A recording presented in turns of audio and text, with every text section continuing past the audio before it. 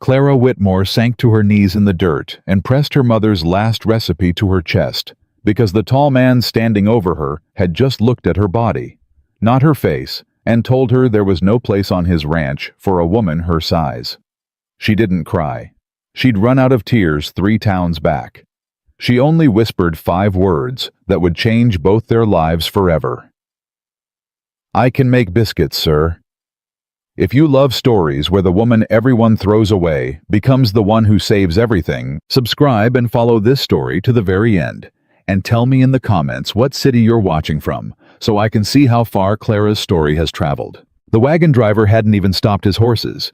He'd slowed just enough for Clara Whitmore to climb down with her single carpet bag, and then he'd snapped the reins and left her standing at the mouth of a road she'd never walked before, with a name folded up in her pocket, and a knot of fear sitting hard in her stomach. "Silver Creek Ranch," she said out loud to no one. "That's what the paper says." Her feet hurt. She'd walked the last 2 miles because the driver said his horses couldn't carry her weight, and the bag both, and he'd said it in a way that made the meaning clear. Clara had climbed down without a word. She'd learned a long time ago that arguing with a man who'd already decided what you were worth only cost you your dignity, and dignity was one of the few things she still owned. She stood at the gate a long time before she found the courage to open it. A man was crossing the yard with a bucket in each hand. He was young, maybe 20, with a face full of sun and freckles, and when he saw her, he stopped so suddenly that the water sloshed over his boots. "You lost, ma'am?" he asked. "I'm looking for work," Clara said. "I heard there might be a position, cooking." The boy looked at her the way people always looked at her. His eyes went to her body first, then to her worn dress, then last of all to her face. She was used to the order of it. She'd stopped expecting to be seen in any other order years ago. "You'd have to ask Mr. Cole," the boy said carefully. "But I don't reckon—" He stopped himself. He ain't hired anybody in a while, and he ain't in a hiring mood. "Is he here?" "He's always here." The boy set his buckets down. "That's kind of the trouble with him. Name's Tommy, by the way. Tommy Rourke." "Clara Whitmore." "Well, Miss Whitmore, I'll take you to the house. But I'd steel myself if I was you. Mr. Cole don't talk soft to anybody, not since—" Again he stopped. "Just don't take it personal. He's like that with everyone." Clara wanted to tell the boy that she'd been braced for men like Mr. Cole her whole life, that there was no version of cruelty she hadn't already survived. But she just nodded and followed him across the yard past the barn, with its sagging door, past the corral, where 3 thin horses stood, with their heads down, past a bunkhouse, where 2 men leaned in the shade and watched her walk with expressions that told her everything she needed to know. "That's a big woman," one of them said, not bothering to lower his voice. "Cole ain't gonna feed a mouth like that," the other one answered. "Look at her. She'll eat more than she cooks." Clara kept her eyes on the back of Tommy's shirt and kept walking. Her face burned, but her step didn't falter. She'd found long ago that the only way to walk past men like that was to walk like you couldn't hear them, even when every word landed like a stone. Tommy heard it too. His ears had gone red. "Don't mind Pete and Deacon," he muttered. "They ain't worth the dirt they're standing in." "It's all right," Clara said. "No, ma'am, it ain't." She almost stopped walking then because it had been so long since a stranger had said those words to her, that she'd nearly forgotten they existed. But there was no time to feel it, because Tommy was climbing the porch steps and knocking on a door that had once been painted and now was just gray wood, and a voice came through it that was low and hard and tired all at once. "What?" "Mr. Cole, there's a woman here about work, cooking work." There was a long silence. Then the door opened. Nathan Cole was a tall man, broad through the shoulders, with dark hair going gray at the edges, and a face that looked like it had forgotten how to do anything but frown.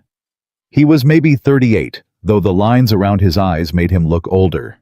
He filled the doorway and looked out at Clara, and she watched his eyes make the same journey every other man's eyes made down her body, over her dress, and only then reluctantly up to her face.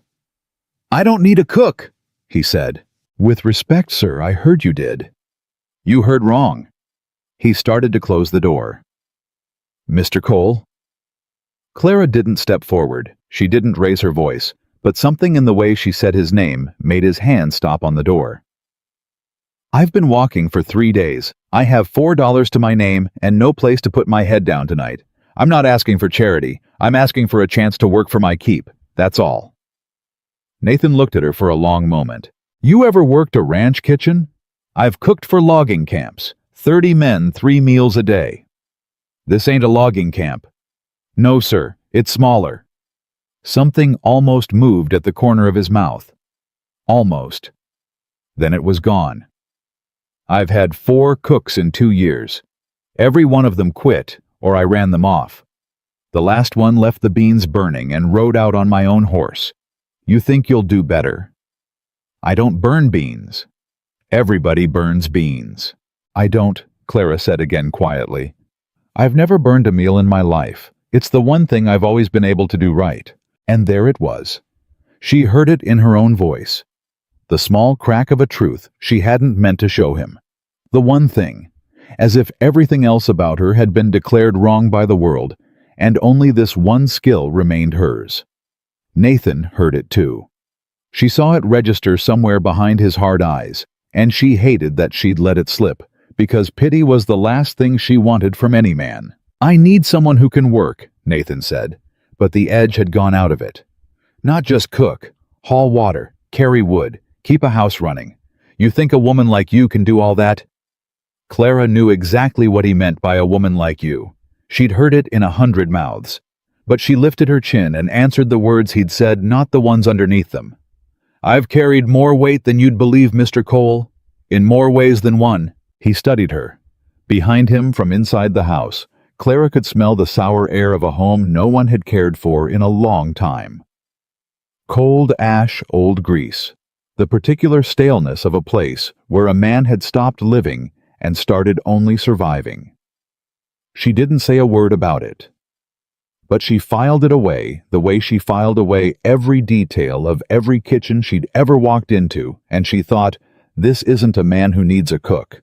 This is a man who's forgotten what it feels like to want to come home. There's a cost to being wrong about you, Nathan said. If I let you stay, and you can't do the work I've fed you and housed you for nothing, and I've got nothing to waste. You understand me?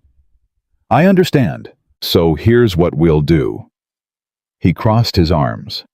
You want a chance, I'll give you one. 1 meal. You cook something. If it's good enough, you stay through the season and we'll see. If it ain't. He nodded toward the road. You leave before sunset. No hard feelings, no argument. You walk back the way you came.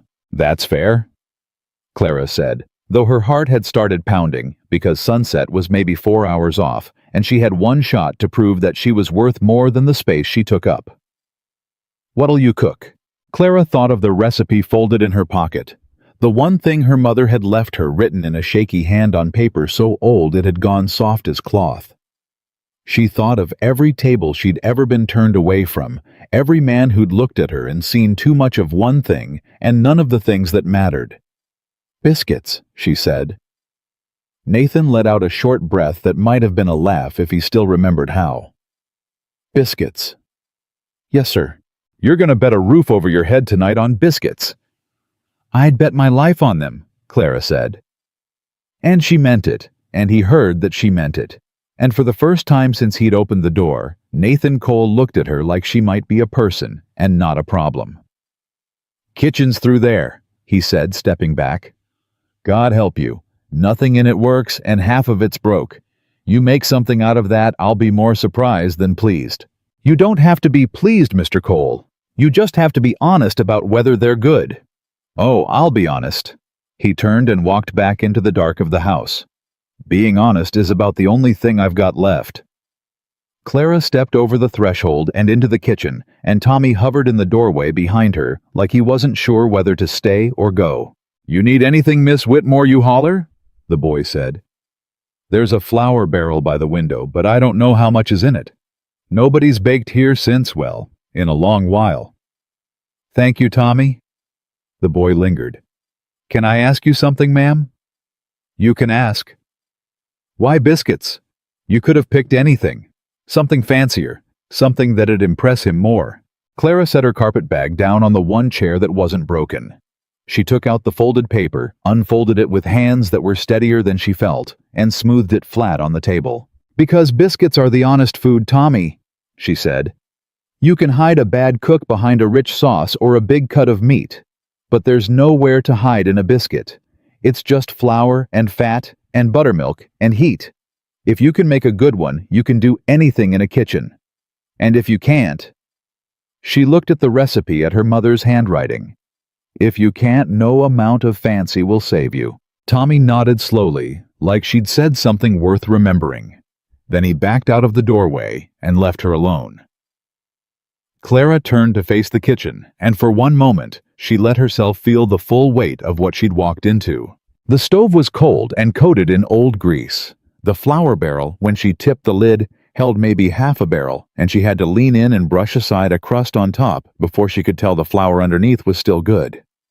There was no buttermilk in sight. The one crock she found held butter gone rancid, and the smell of it turned her stomach. The shelves were near empty. Whoever had cooked here last hadn't cooked so much as thrown food at hungry men and left the mess for no one. Clara stood there with her hands on her hips and did the thing she always did when the world handed her nothing and expected her to make something. She rolled up her sleeves. "All right," she said to the empty room. "All right, let's see what we can do." She found the well out the back door and hauled 2 buckets of water, and if it near broke her back, she didn't let it show because 2 men were watching her from the bunkhouse porch, and she'd be damned before she'd let them see her struggle.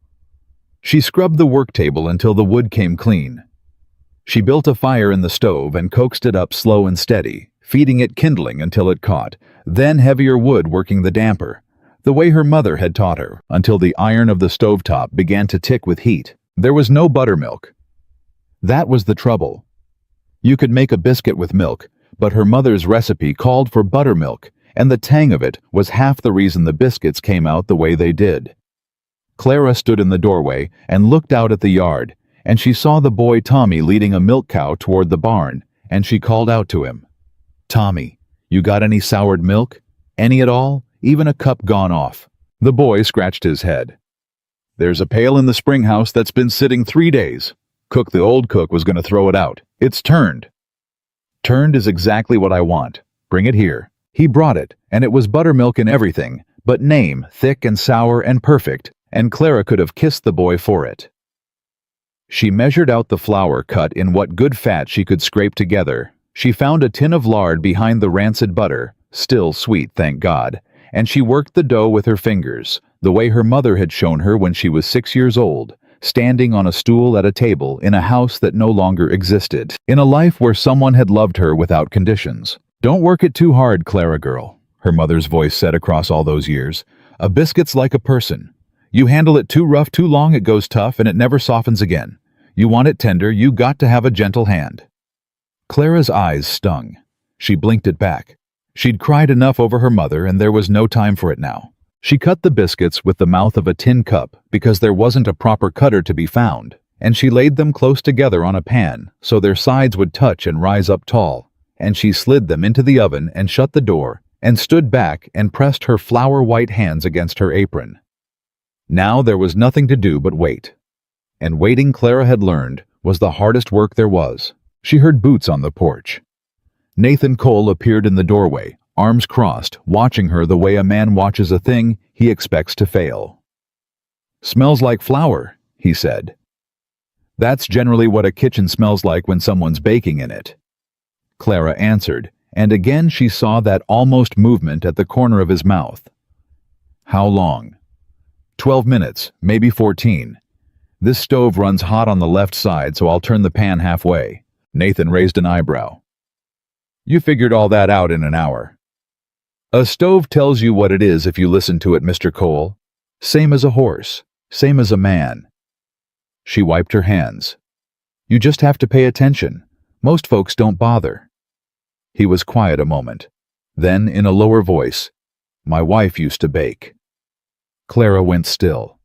She hadn't expected that, and she was careful with it the way you'd be careful with a wounded animal that had come close for the first time. "Did she?" Clara said softly. Sundays. Whole house'd smell of it. He was looking at the oven, not at her. Been 3 years since this kitchen smelled like anything but cold beans and men who don't wash. He caught himself. His jaw tightened, and the softness closed up behind his eyes like a door shutting. Don't read anything into that. I'm just saying it's been a while.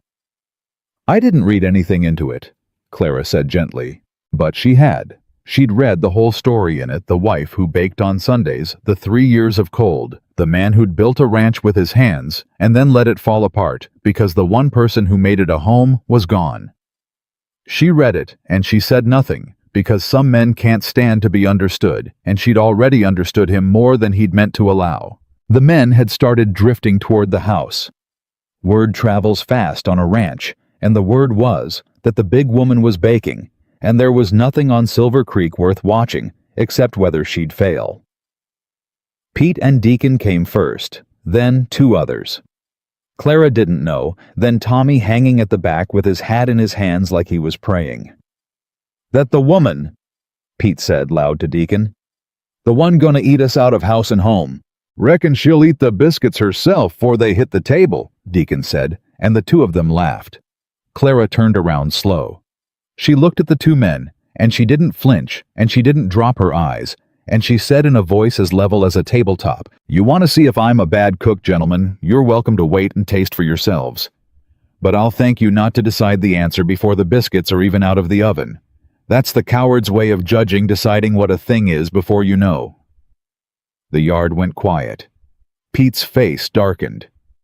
"You watch your mouth, woman. I'm not saying a hard word to you, Mr. Pete, is it?" Clara said.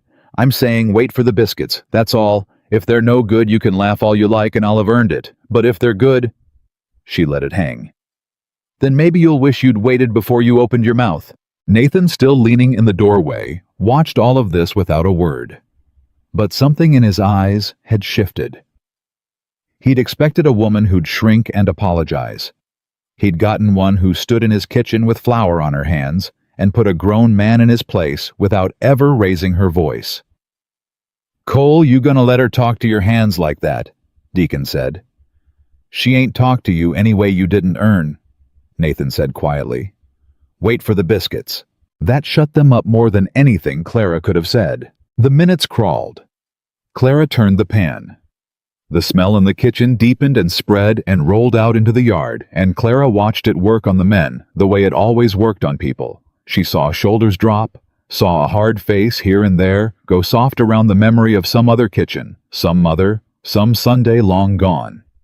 That was the thing about the smell of baking. It reached past whatever a man had made of himself and found the boy he used to be. Even Pete had gone quiet. Even Deacon. "That's—" one of the other men started, and didn't finish because there weren't words for it or he didn't have them. Clara opened the oven door. Heat rolled out. And there they were, risen up tall and golden. Their sides pulled apart where they'd touched the tops, burnished the color of good honey. She pulled the pan and set it on the table, and for a moment nobody said anything at all. "Well," Clara said, breathing out. "There they are." She turned one out with a fork, and it steamed, and it broke apart in layers, the way a good biscuit should, tender all the way through. She set it on a plate, and because she knew exactly what she was doing, she carried it not to Nathan first, but to the man who'd been cruelest. She held the plate out to Pete. "You first," she said, "since you had the most to say." Pete looked at the biscuit. He looked at her. His pride and his hunger fought a short, silent war across his face, and hunger won the way it always does. He took the biscuit. He tore it in half. He put a piece in his mouth. Clara watched him chew. She watched the exact moment it happened, the moment the man's whole face changed, the moment 3 years of cold beans and camp slop and his own hard opinions fell away and left him just a hungry man tasting something good. His eyes came up to hers, and they weren't cruel anymore. They were something closer to ashamed. "God Almighty," Pete said quietly. "That's—" he swallowed. "That's the best thing I ever put in my mouth." Deacon grabbed one off the pan before Clara could offer. He bit it. He made a sound low in his throat. "Cole," Deacon said, his mouth full. "Cole, you got to taste this." Now every hand in the yard was reaching for the pan, and Clara let them because she'd made a double batch on purpose, because she knew that the fastest way to a man's respect ran straight through the empty place in his stomach. She stood back and watched grown men who'd mocked her 20 minutes ago fall silent and reverent over her mother's biscuits, and she felt something she hadn't felt in a long time. She felt like she was worth something. Nathan Cole hadn't moved from the doorway. He watched his men, and then he watched Clara, and last of all, he came forward and took a biscuit off the pan himself. He held it a moment. And Clara realized, watching him, that he was afraid of it. This man who feared nothing. Afraid of a biscuit, because if it was good, it meant the kitchen was alive again, and if the kitchen was alive again, it meant the house might come back to life, and he'd spent 3 years making sure it stayed dead, so he'd never have to lose it twice. He broke the biscuit open. Steam curled up. He ate. The yard held its breath. Nathan Cole closed his eyes, just for a second. And in that second, Clara saw the whole 3 years of it move across his face. The wife who baked on Sundays, the house gone silent, the ranch falling to pieces around a man too grief-struck to save it. She saw it, and she looked away because it wasn't hers to witness. When Nathan opened his eyes, they were wet at the edges. He turned his face so the men wouldn't see it, but Clara saw. "Well," Pete said. "Cole? They as good as I said?" Nathan didn't answer him. He set the rest of the biscuit down on the table, careful like it was something that might break, and he looked at Clara Whitmore, and when he spoke his voice was rough. "There's a room off the back of the kitchen," he said. "Ain't much, bed and a window, but it's dry and it's yours." Clara's heart came up into her throat. "Then I passed. You passed." He cleared his throat, and the hardness came back into his voice like armor going on. "You cook like that every day, you can stay the season and longer. You cook like that?" He stopped, started again. "That's all. You can stay." "Thank you, Mr. Cole." "Don't thank me. You earned it." He turned to go, then stopped in the doorway, his back to her. "Miss Whitmore." "Sir." A long pause. "My wife used a tin cup to cut her biscuits, too," Nathan said. "Never could find the proper cutter either." And then he was gone, out into the yard, and Clara stood there in the warm kitchen, with her hand pressed to her chest, understanding that she'd been given something more than a room. She'd been let in through a door that a grieving man had kept nailed shut for 3 years, and she'd been let in on the strength of 1 plate of biscuits and her mother's gentle hand. The men were still eating. Tommy came up shy and took the last one and thanked her twice. Even Pete lingered, and finally, without quite looking at her, he said, "I spoke wrong before, ma'am. About you. I'm well. I spoke wrong." "You spoke like most folks do," Clara said, not unkindly. "You looked before you tasted. Most of my life, that's all anybody's ever done." She handed him a second biscuit. "Now you know better. That's all any of us can do, learn to know better." Pete took the biscuit and nodded. And for the first time since she'd walked through that gate, Clara Whitmore felt the ground under her feet stop shifting. But she was not a fool, and she had lived too long to believe that 1 good plate of biscuits could hold back a hard world for very long. Because even as the men ate, even as the kitchen filled with warmth for the first time in 3 years, Clara had heard something that morning, waiting at the gate, that sat in her mind now like a splinter she couldn't reach. A rider had come up the road while she stood there, a well-dressed man on a fine gray horse, who hadn't so much as looked at her, who'd ridden straight to the porch and spoken to Nathan Cole in a low, smooth voice, while Clara pretended not to listen. She hadn't caught all of it, but she'd caught enough. She'd caught the words, "The note comes due in September." She'd caught the "bank won't wait forever, Nathan." And she'd caught most of all the way Nathan Cole's shoulders had gone rigid, the way a man's do when he's been handed a fear he can't fight with his fists. The rider had smiled the whole time. That was the part Clara couldn't shake. A man doesn't smile like that, so pleased and so patient, unless he already knows he's going to win. She didn't know his name yet. She didn't know what he wanted, or how deep the trouble ran, or what the note coming due in September would cost the man who'd just given her a room off his kitchen. She only knew what she'd seen in his smile, and what she'd heard in Nathan's silence, and the two of them together, told her that Silver Creek Ranch was not the safe harbor it had seemed from the road. She looked around the kitchen, the clean table, the warm stove, the empty pan, the room off the back that was hers. Now the first thing in years that was truly hers. And Clara Whitmore, who had walked in with $4 and a recipe, made a quiet promise to herself right there with flowers still on her hands. Whatever was coming for this ranch, whatever that smiling man on the gray horse wanted, whatever September was going to bring, she was not going to stand by and watch it be taken. Not this house, not this stove, not the man who'd shut his heart for 3 years and then wept just a little over a biscuit cut with a tin cup. She'd found something here worth fighting for, and Clara had never in her life had something worth fighting for. She rolled her sleeves back down, and she started cleaning the pan, and she began quietly to plan. The smiling man came back on a Tuesday. Clara knew it was him before she saw the horse, because she heard the hands go quiet in the yard, the way men do when trouble rides up, and she looked out the kitchen window, with her hands still deep in a bowl of dough, and saw the gray horse and the well-cut coat, and the smile that hadn't changed in the 4 weeks since she'd first seen it. "Who is that?" she asked Tommy, who'd come in for the coffee she kept hot for him. "That's Mr. Harlan Voss." Tommy said the name low, like it was something you didn't want in your mouth too long. "He owns the bank in town, owns half of town come to that, and he wants the other half. He wants Silver Creek. He wants all of it, ma'am. Every ranch from here to the river. Been buying men out for 2 years. The ones that won't sell." Tommy shrugged. "Their notes come due, and somehow they can't ever pay, and then Voss owns that too." Clara wiped her hands slow. "And Mr. Cole's note comes due in September." Tommy's head came up. "How'd you know that?" "I have ears, Tommy, and that man has a way of talking loud about things he thinks a woman won't understand." She set the bowl aside. "Go on out, act natural, and keep that window cracked when you pass it." The boy did as she asked, and Clara stood at the counter, not baking, only listening. And through the cracked window, Harlan Voss's voice came smooth and warm as poured honey. "You're looking well, Nathan. Better than last I saw you. Somebody's been feeding you. State your business, Voss." "My business is your business. It always has been." A pause, the creak of saddle leather. "September's coming. I don't like to see it come up on a man sudden, so I thought I'd ride out neighborly and remind you. $1,400. That's what the note carries, principal and interest both." "I know what it carries."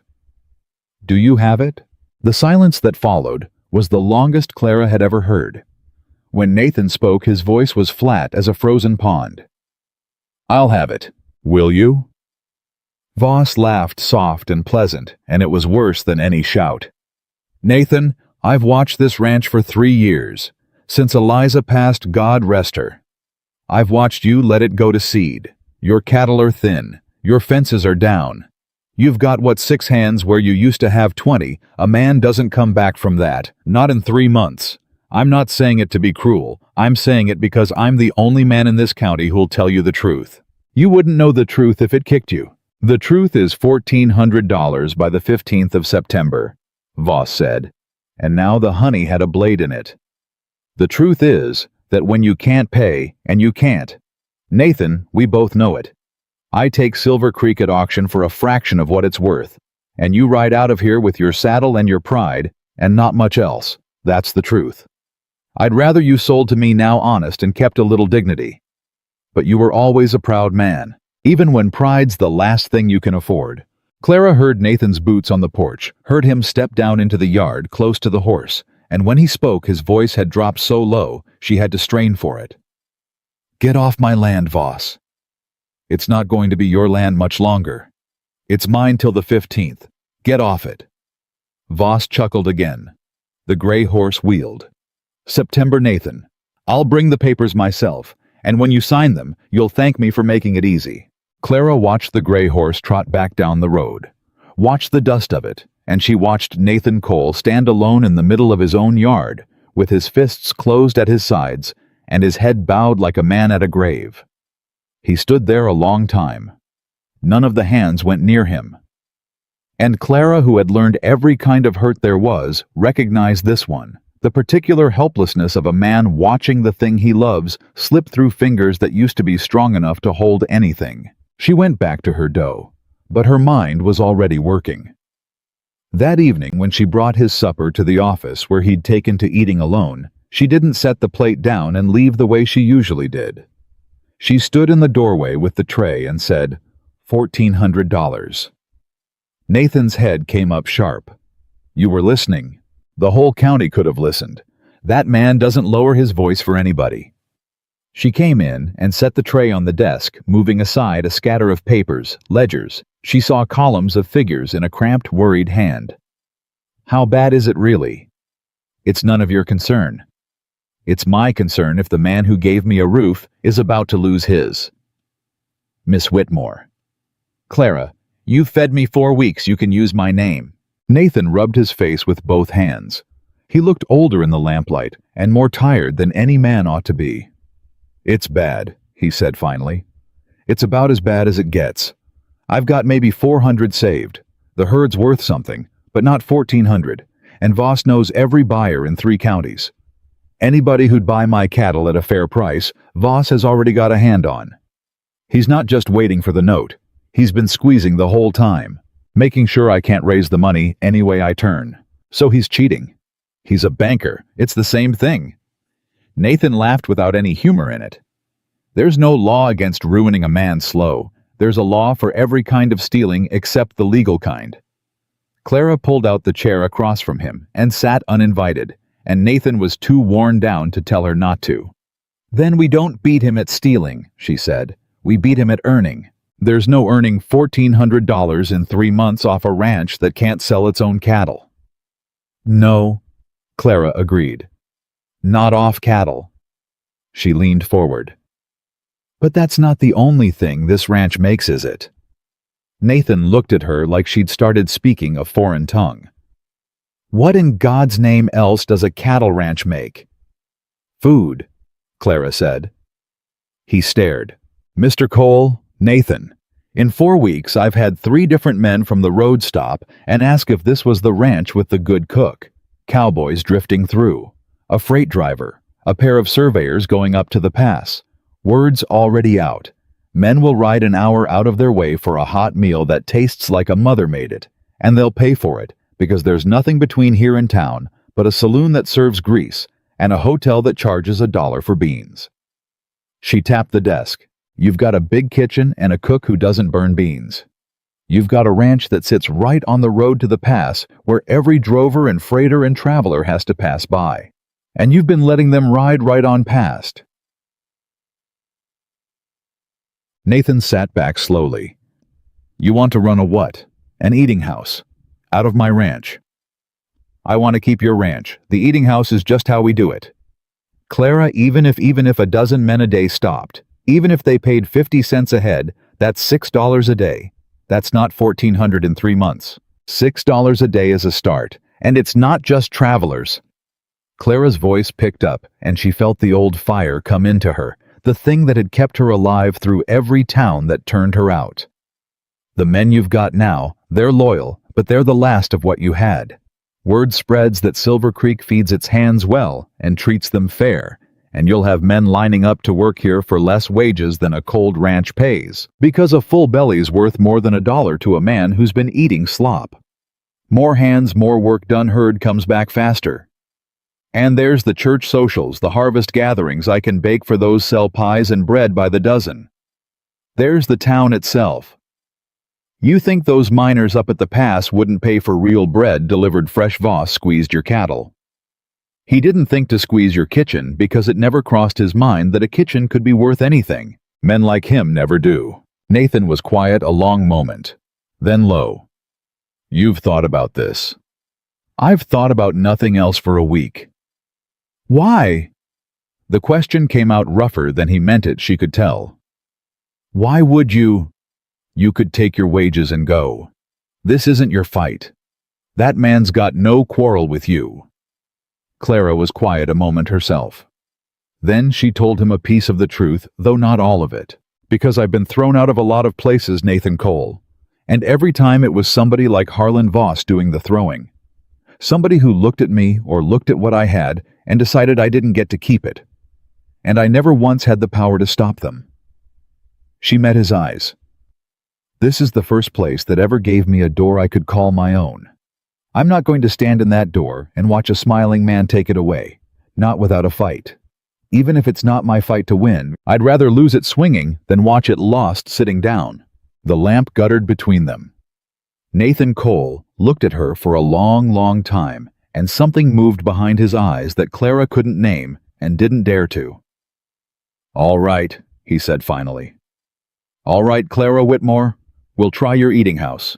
The next morning, before the sun was full up, Clara had Tommy nail a plank to the gatepost, and on it she'd painted in careful letters, "Hot meals, fresh bread.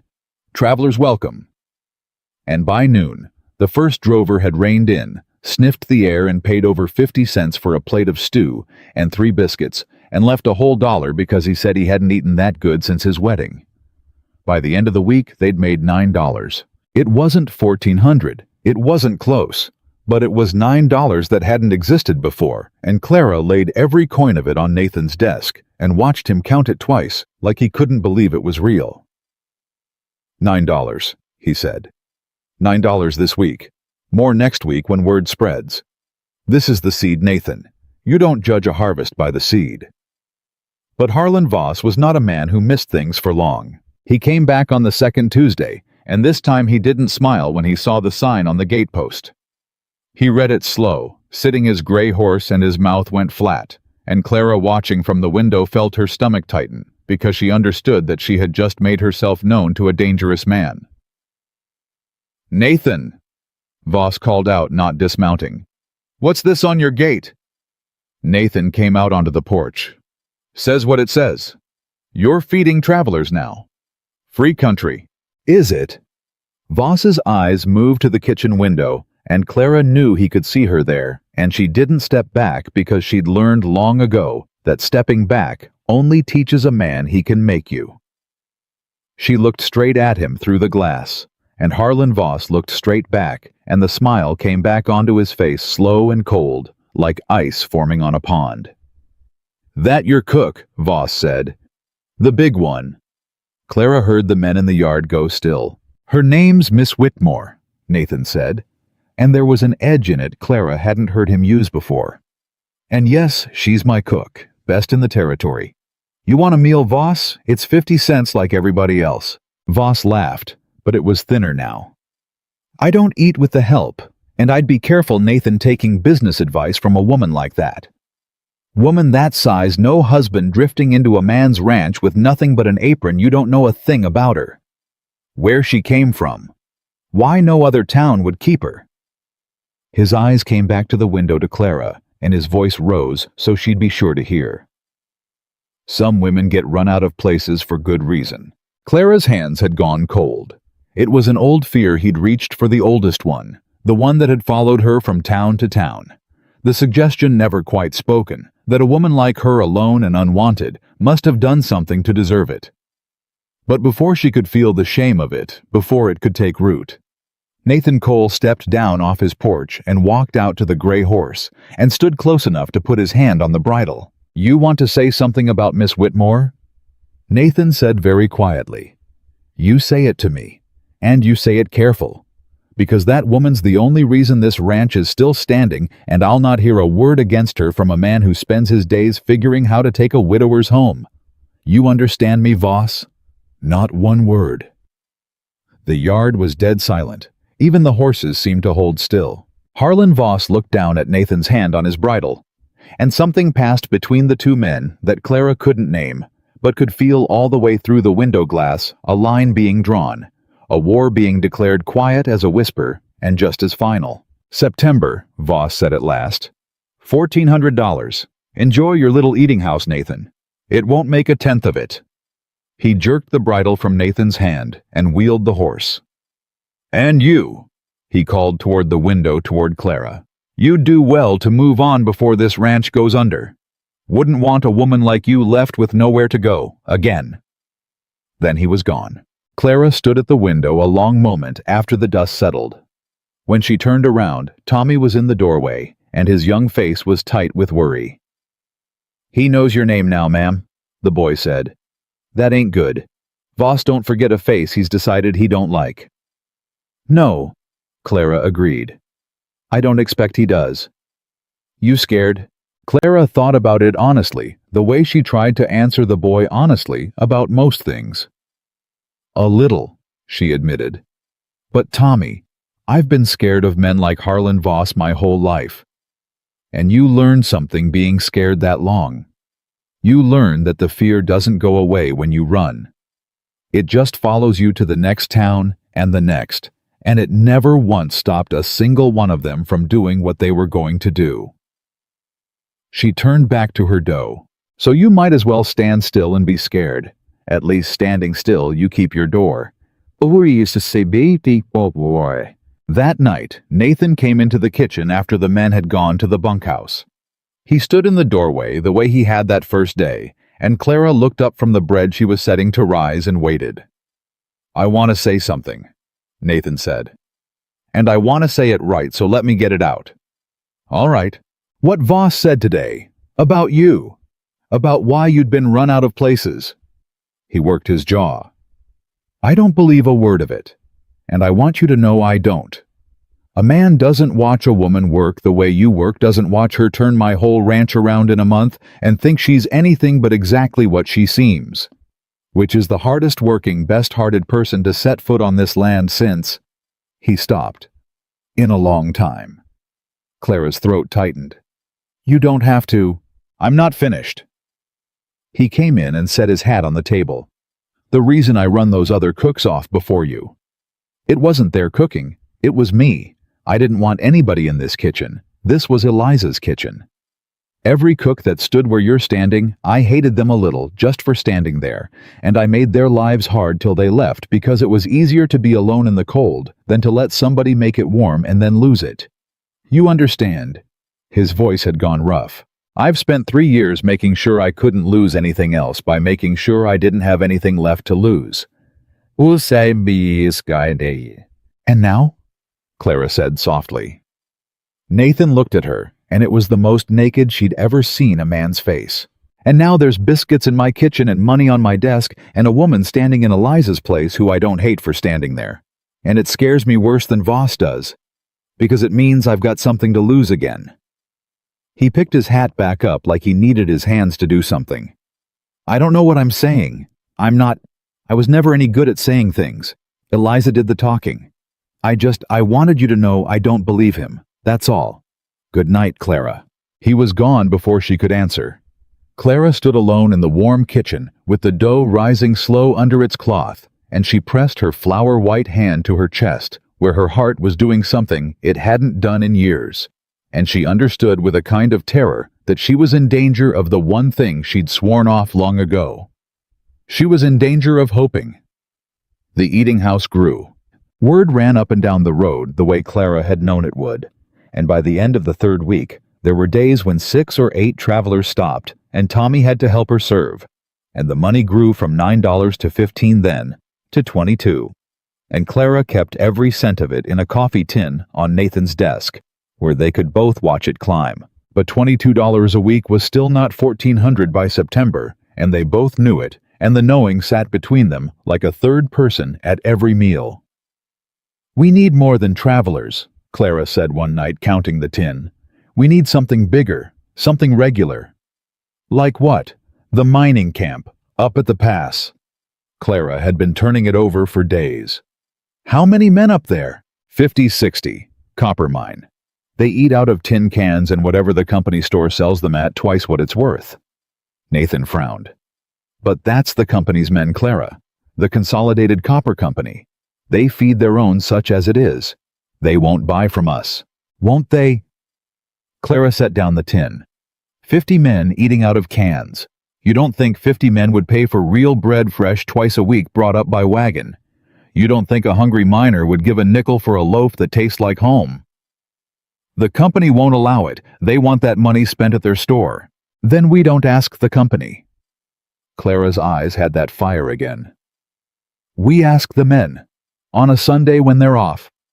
We bring a wagon of bread and pies up to the camp on the men's day off and we sell it to them direct, and there's not a thing the company can do about how a man spends his own money on his own day." She leaned in. 50 men, a nickel a loaf, 2 loaves a man, twice a Sunday, Nathan. That's $10 a Sunday off the miners alone. On top of the road trade. Do the figures. Nathan did the figures. She watched him do them, watched his lips move, watched his eyes widen a little. "That's," he said. "That's a chance," Clara said. "That's a real chance." But there was a catch, and Clara found it out the hard way on the first Sunday she drove the wagon up to the pass with Tommy beside her, and the bed loaded with bread still warm under blankets. Because the Consolidated Copper Company had a man at the gate of the camp, and the man had a rifle across his knees, and when Clara pulled the wagon up, he stood and blocked the road and said the mining camp was company property and no peddlers allowed. "I'm not a peddler," Clara said. "I'm bringing bread to men on their day off." "You're selling, that's peddling. Company store's the only store here. Turn it around." And behind the guard, Clara saw a face. She knew a well-dressed man watching from the porch of the company office, a man with a smile like ice forming on a pond, and she understood with a sick certainty that Harlan Voss had gotten here first. "Voss," she said aloud. The guard's eyes flickered. "Mr. Voss holds the note on the Consolidated store, says who sells here and who don't, and he says you don't. So turn it around, ma'am, before there's trouble." Clara sat very still in the wagon seat. Behind the guard up on the porch, Harlan Voss lifted one hand and gave her a small pleasant wave. The wave of a man who has thought 3 moves ahead of you and wants you to know it. She could have turned around. Tommy beside her had gone pale and was tugging at her sleeve, whispering that they ought to go, ma'am. They ought to just go. And the old part of Clara, the part that had been run out of a dozen towns, that part wanted to turn the wagon and go and never come back. But she looked past the guard at the men. Because it was Sunday, and the miners had come out of their bunks and their tents, 40 or 50 of them, drawn by the smell of the bread, the way men always were. And they were standing there watching hungry-eyed, hollow-cheeked men who ate from cans 6 days a week, and would have wept for a loaf that tasted like a mother made it. And Clara Whitmore made a decision. She stood up in the wagon. She stood up so all 50 of them could see her big and plain and unafraid. And she pitched her voice to carry the way her mother had taught her to call a whole logging camp to supper. "Gentlemen," she called out, "my name's Clara Whitmore, and I've got 200 loaves of fresh bread and 40 pies in this wagon, and I baked every one of them this morning with my own hands. Now this man here says I can't sell them to you, says the company won't allow you to spend your own wages on your own day off on real food for the first time in months." A murmur went through the crowd. The guard's face darkened. "Now hold on. I'm holding on just fine, sir," Clara called over him, and the men laughed, and the laugh gave her strength. "I'm asking these men a question. I'm asking whether a free man on his own free Sunday gets to buy a loaf of bread from a woman who baked it honest, or whether Mr. Harlan Voss up there on that porch gets to decide what you eat and what you don't, the same as he decides everything else in this county." Now the men were looking up at the porch at Voss, and the smile had gone off his face, and Clara pressed on before her nerve could fail. "I'm not asking you to fight anybody. I'm asking you to buy bread, a nickel a loaf.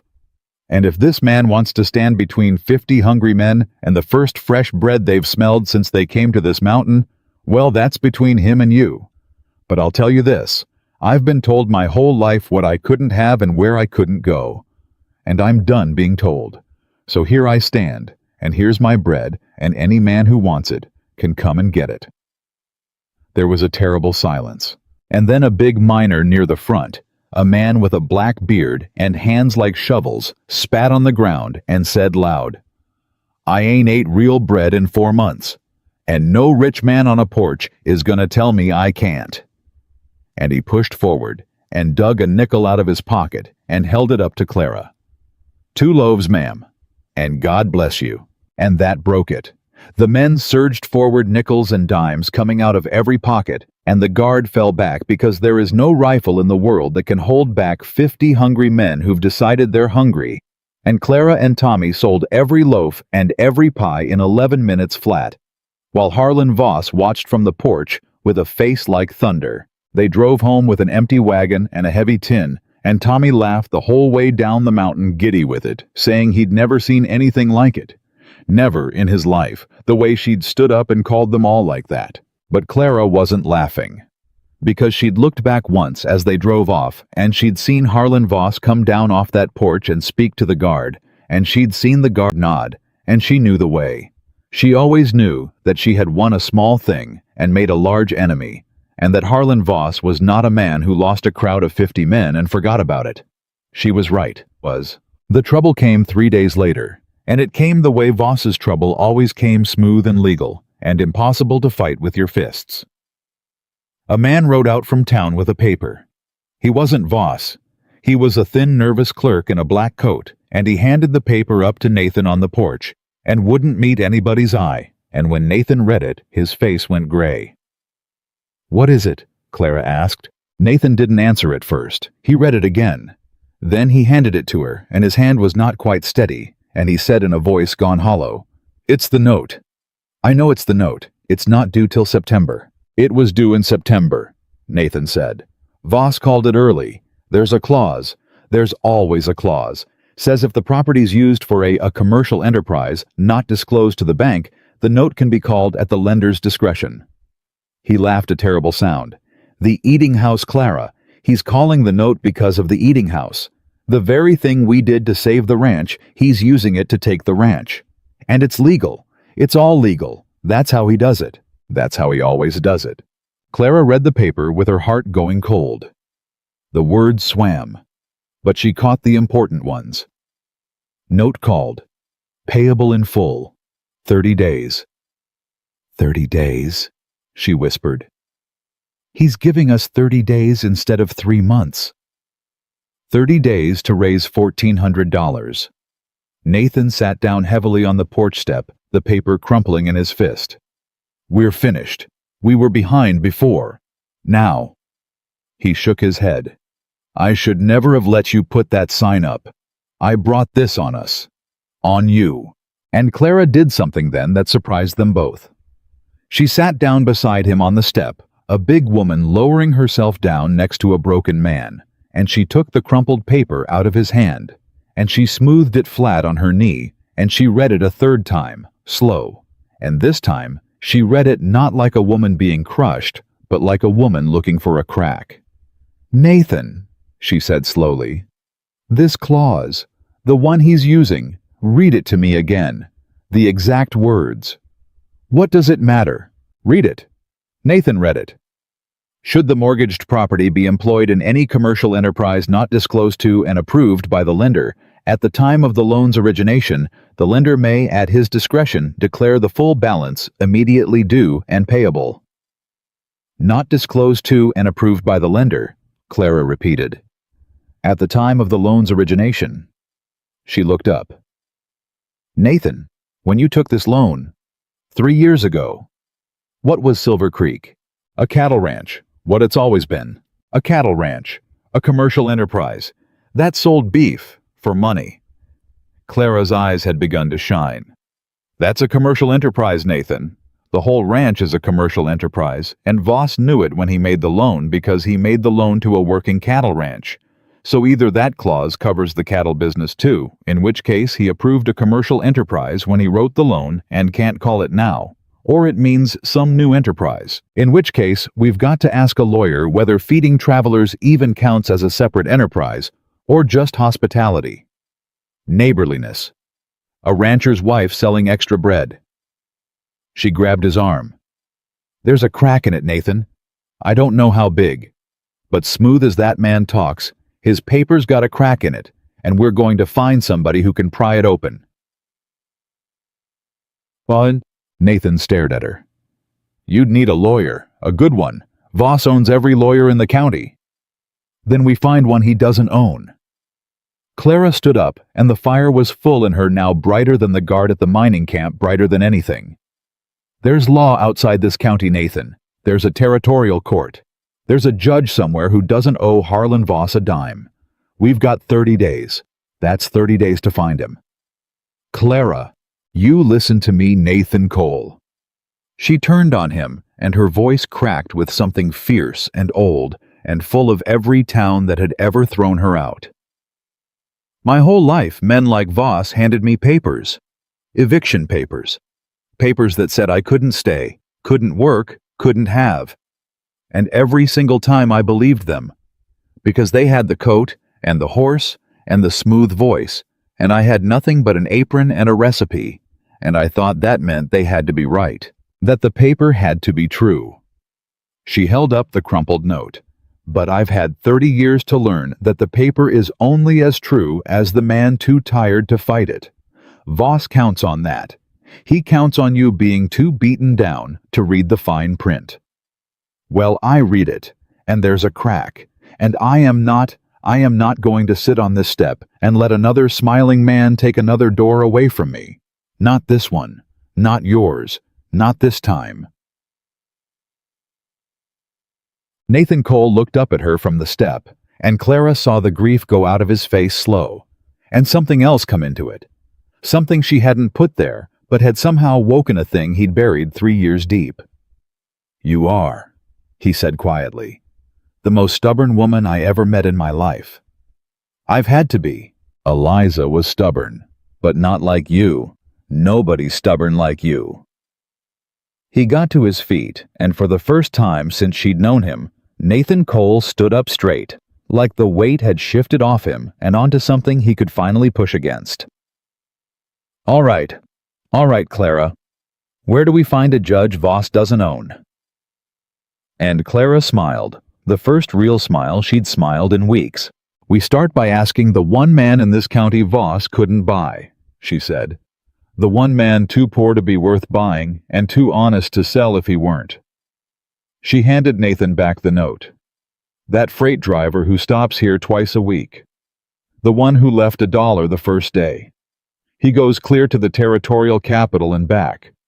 He knows every road and every man on it. And a man who drives freight for a living hears everything." She was already untying her apron. "Tommy, saddle the wagon. We've got calls to make."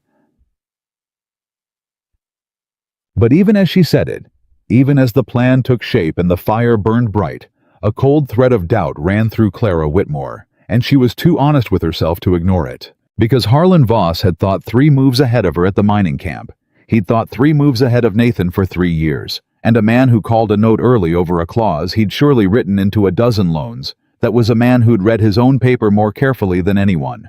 A man who knew exactly where his own cracks were. And that meant Clara understood that Voss had probably already thought of the very crack she'd just found. Had probably already closed it, or had a lawyer of his own ready to argue it shut. Men like Voss didn't leave loose threads. They left them looking loose so you'd pull and hang yourself. She didn't say this to Nathan. She let him have his straightened back and his fire because a man who'd just found his hope again needed to hold it a day or two before you started poking holes. But she thought it, and she made herself a second, quieter promise, one she didn't say aloud. If the law failed, if the crack closed, if the judge was bought, if Harlan Voss had thought ahead the way she feared he had, then she would find another way. She didn't know what. She didn't know how. But she knew the way she knew her own hands, that she had not come this far, had not stood up in that wagon before. 50 men had not woken something in a grieving man's dead eyes, only to lose it all to a smiling banker with a fine gray horse. There was more going on at Silver Creek than a note and a clause. Clara had sensed it for weeks, a thing under the surface in the way Voss wanted this particular ranch so badly. This particular stretch of ground, when there were richer spreads, he could have taken easier. A copper mine at the pass. A note called early. A banker who wanted one specific ranch on one specific road. Clara didn't have the whole shape of it yet, but she could feel its edges, the way you feel a storm before you see the clouds. Harlan Voss didn't want Silver Creek because it was worth $1,400. He wanted it for some other reason. A reason he was hiding. And a man who hides his reason is a man with a weakness. And a weakness was all Clara Whitmore had ever needed. "Nathan," she said, pausing at the wagon, 1 foot on the step. "That copper mine. The Consolidated. Whose land does it sit on?" Nathan blinked. Company land. Why? Whose land does the road to it cross? The only road, the one that runs right past your gate. Nathan went very still. Mine, he said slowly. The pass road crosses Silver Creek. Always has. Every ounce of copper that comes off that mountain crosses my land to get to town. There's no other way down. Clara looked at him for a long moment, and she watched the same understanding come into his face that had just come into hers, the two of them arriving at the same terrible illuminating place at the same moment. He doesn't want your ranch, Nathan, Clara said softly. He wants your road. He wants the copper. He's been trying to take Silver Creek for 3 years, and it was never about the cattle or the $1,400.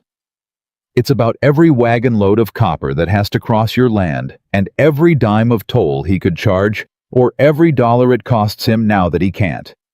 You're not a failing rancher he's picking clean.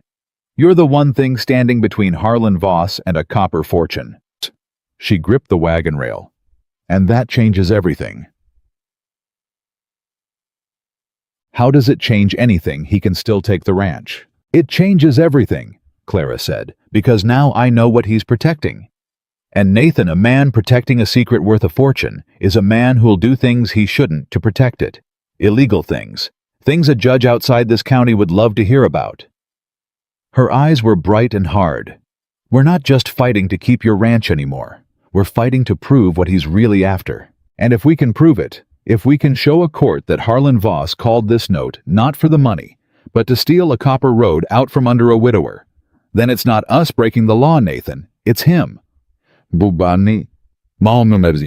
She climbed up into the wagon and took the reins, and Nathan stood in the yard, looking up at her like a man seeing something he'd given up believing in. Get your hat, Clara said, and your ledgers and every paper Voss ever handed you going back 3 years. We've got 30 days and a fortune's worth of copper to prove, and I mean to see that smiling man's paper turned against him before this is through. She snapped the reins. Whatever he's hiding at that mine, whatever he's really after, we're going to drag it out into the daylight where a judge can see it. And then we'll find out how well Harlan Voss smiles when the whole county's watching. Tommy scrambled up beside her. Nathan swung onto his own horse, and as the wagon rolled out through the gate past the sign that read, Hot Meals Fresh Bread. Travelers welcome. Clara. Whitmore sat straight-backed with the reins in her flower-worn hands, and for the first time in a life full of being driven out, she was the one driving toward the fight, not away from it, toward the smiling man and his hidden fortune, and the crack in his perfect paper that she meant with everything she had to pry wide open. The freight driver's name was Elias Boone, and Clara found him where she'd hoped to watering his mules at the crossing where the pass road met the town road, and she pulled the wagon up alongside him before he'd finished, and she didn't waste words. Mr. Boone, you said the first day you stopped at my place that it was the best meal you'd had since your wedding. Elias Boone looked up surprised, wiping his mouth. I did say that, and I meant it, ma'am. Then I'm going to ask you to earn a lifetime of free meals starting today, Clara said. I need to know things, Mr. Boone. Things a man hears when he drives freight 3 counties wide and everybody's forgotten he's got ears. And I need to know them fast. Boone's eyes went from Clara to Nathan, sitting his horse alongside, and then to the ledgers stacked under the wagon seat, and something shrewd came into the freight driver's weathered face. This about Voss, he said. It wasn't a question. It's about Voss. Boone spat into the dust and hitched his thumbs in his belt. Then you'd best pull that wagon off the road, ma'am, into them cottonwoods where a man can talk without the whole county driving past to see who he's talking to. Because I'll tell you something for nothing before you pay me a cent. He glanced up the road toward town, toward the direction Voss always came from. Harlan Voss has got eyes everywhere. And the fact that you're asking means you've made yourself somebody he's watching. So we talk quiet, or we don't talk at all. They pulled into the cottonwoods. And there, with the mules cropping grass and Tommy keeping watch on the road, Elias Boone told them what he knew, and it was more than Clara had dared to hope. You want to know why Voss wants your ranch so bad? Boone said to Nathan. Well, I've hauled freight for the Consolidated Copper Company going on 2 years now. Up your road and down it twice a week every week. And I'll tell you what I've watched happen. When they opened that mine, the copper was thin, barely worth the digging. Everybody said it'd play out in a year and the company'd fold. He leaned in. But it didn't play out. It got richer. Every month the loads I haul down get heavier. Whatever they hit up there, it ain't a poor mine anymore. It's a rich one. Richer than anybody in town knows because the company keeps it quiet. They don't want a copper rush. They want it just for themselves. Nathan's jaw had tightened. And every load crosses my land. Every ounce, Boone said. There's no other way down off that mountain that a loaded wagon can take. Your road's the only road, which means every dollar of copper the Consolidated pulls out of that mountain, it can only turn into money by crossing Silver Creek. Now. He held up a finger. Who owns the note on the Consolidated store who's got his hooks into the company? Voss, Clara said. Voss? Boone nodded grim. So here's a man who's quietly got a piece of a copper mine that's turning richer by the month, and the only thing standing between him and hauling that copper out cheap and easy forever is one widower's ranch sitting across the only road down. You see it now?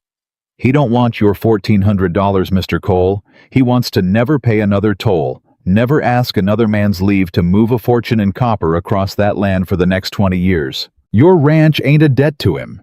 It's a gate. And he means to own the gate. The three of them sat in silence for a moment, the size of it settling over them. That's why he called the note early, Clara said slowly. The eating house scared him, not because of the money it made, because it meant the ranch was coming back to life. It meant you might find a way to pay him Nathan and keep your land, and then he'd never get his gate. He couldn't risk it, so the minute he saw a chance that clause he took it. He'd rather rush it and look grasping than wait and lose the whole prize. That's exactly it, Boone said, and he looked at Clara with new respect. You've got the whole of it, ma'am, and quicker than most men would. But knowing it isn't proving it, Nathan said heavily. We can't walk into a court and say Voss wants our road. He'll say he's just a banker collecting an honest debt, and he'll be believed because he's got the coat and we've got the mud. And here Elias Boone smiled slow and reached into his coat, and Clara felt her heart lift before he'd even spoken. Well now, Boone said, that's the other thing I came to tell you, because a man who hauls freight signs a lot of papers, bills of lading, weight tickets, every load I sign for what it weighs, and the company keeps one copy, and I keep one, and I've kept every copy for 2 years because a freight man learns to keep his papers, or he gets cheated. He pulled out a thick, worn bundle wrapped in oilcloth. These are the weights, Mr. Cole. Every load of copper that's come down your road for 2 years. And if a court wants to know whether that mine's as poor as the company claims, or as rich as I say, well. He slapped the bundle. The truth's right here in black and white in weights that climb every single month. The Consolidated's been lying to the tax assessor about how much copper they pull. They've been lying to keep the mine quiet. And that, ma'am, that's a crime a judge outside this county would dearly love to hear about. Clara took the bundle in both hands like it was made of gold. Mr. Boone, she said, how much do you want for these? The freight driver looked at her, and then at Nathan, and then out at the road, and his weathered face went hard and serious. I don't want money, ma'am, he said. I want that man brought down. I've watched Harlan Voss squeeze this county dry for 3 years. I watched him take the Petersons' place, and the Hollis farm, and old Widow Gantry's 40 acres, all of it legal, all of it smiling. My own brother sold to him for half what his land was worth, because Voss made sure he couldn't sell to anybody else. So no, ma'am, I don't want your money. He pressed the bundle firmer into her hands. I want you to win. You bring Harlan Voss down with those weights. You bring him down for all of us that couldn't. That's my price. That's the only price. Clara's eyes stung, and she didn't fight it this time. Then it's a deal, Mr. Boone, she said. And when this is over, win or lose, you eat free at Silver Creek till the day you die. But the papers were only half of it, and Clara knew it as they drove home with the oilcloth bundle hidden under the wagon seat. Because weights on a page proved the mine was richer than the company claimed. They proved the Consolidated was cheating the taxman. But they didn't yet prove the thing that mattered most, that Harlan Voss had called Nathan's note not as an honest banker, but as a man trying to steal a copper road. For that, Clara understood she needed to connect Voss to the mine. She needed to prove that the smiling banker and the secret copper fortune were one and the same. And that proof would not be sitting in a freight driver's oilcloth. It would be papers Voss would kill to keep hidden. The problem gnawed at her for 2 days. And then it solved itself in the worst possible way. On a gray morning, when a rider Clara didn't know came up the road at a hard gallop and threw himself off his lathered horse in the yard, shouting for Nathan. Nathan came out. The rider was young, terrified, his hat gone somewhere on the road behind him. "Mr. Cole? You got to come. It's the Hendersons, their place down on the flat. There's men there, Voss's men. They're putting the family out. Right now, old man Henderson won't go, and Mr. Cole, they're gonna hurt him. You got to come." Nathan was moving before the boy finished calling for his horse, and Clara was moving too, hauling herself up into the wagon. And when Nathan saw her, he stopped. "Clara, no. This is going to be ugly. Voss's men are hard men, and they've got the law on their side, a real eviction signed by a real judge. There's nothing we can do but stand there and—" "Then I'll stand there," Clara said, taking up the reins. "But I'll not sit home while a family's put out into the road. I've been that family, Nathan. I've stood in that road with everything I owned in a bag while men I never harmed put me out of a place. I'll not sit home from it. Now ride, and I'll follow." She followed. And what she found at the Henderson place burned itself into her the way few things ever had. Because there in the dirt yard was an old man on his knees. Amos Henderson, 70, if he was a day, and 2 of Voss's men were carrying his furniture out of the house and stacking it in the road. A bed, a rocking chair, a chest of drawers, and a woman Clara took for the old man's daughter was weeping and pleading. And there were children. 3 small children standing barefoot and confused in the cold and standing over all of it, mounted on his fine gray horse. Watching with that same pleasant, patient smile was Harlan Voss. "You can't do this." The daughter was crying. "This is our home. My father built this house with his own 2 hands. And now the bank owns it." Voss said, mild as milk. "It's nothing personal, Mrs. Coyle. Your father took a loan and couldn't pay it. That's the way of the world. The children can wait in the road while my men finish. It won't take long." Nathan swung off his horse. "Voss." "Ah, Nathan."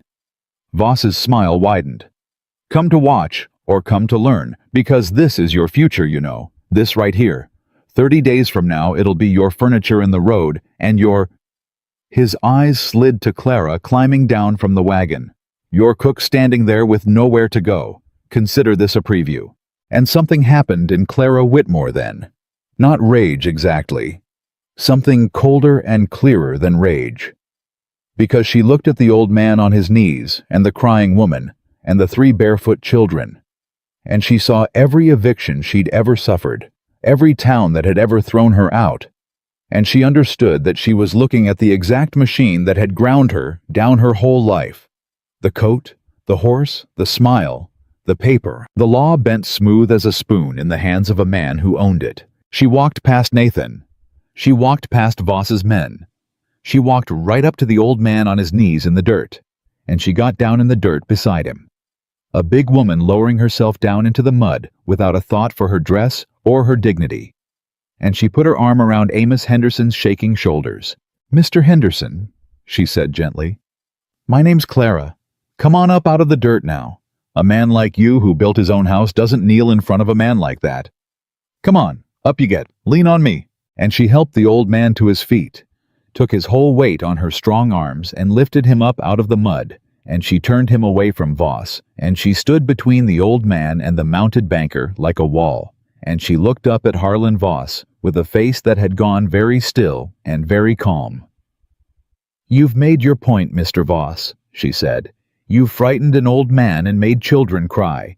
You must be very proud. I'm collecting a debt, Miss Whitmore." "You're a coward on a horse," Clara said, clear enough for every one of Voss's men to hear, "putting babies in the road to teach a lesson. And someday when you're old and alone, And every dollar you stole can't buy you a single soul who'll sit with you. You'll remember these children's faces. I promise you that. Money doesn't follow a man past the grave, Mr. Voss, but faces do. The yard had gone dead silent. Even Voss's hard men had stopped their carrying. And Harlan Voss looked down at the big woman standing in the mud with her arm around a weeping old man. And for just one moment, one single moment, the smile flickered. Something crossed his face that might have been discomfort, or might have been the memory of something he'd worked hard to forget. Then it was gone, and the smile came back colder than before. "Finish loading the furniture," he told his men. "And Miss Whitmore, I'll see you in 30 days. In the road, just like this." He wheeled the gray horse. "Enjoy your last month at Silver Creek." But Clara had seen the flicker. And a flicker to Clara Whitmore was a crack. And a crack was all she had ever needed. They took the Hendersons home to Silver Creek.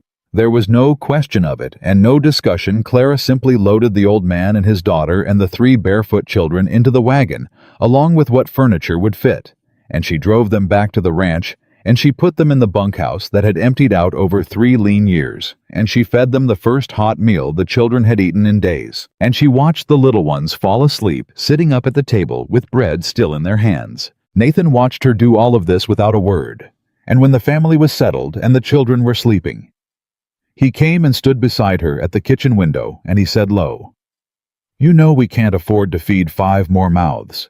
We can barely feed ourselves. We've got 30 days and no money, and now we've got the Hendersons," Clara said, "and Nathan the Hendersons are the last piece." He turned to look at her. "What do you mean?" Clara turned from the window.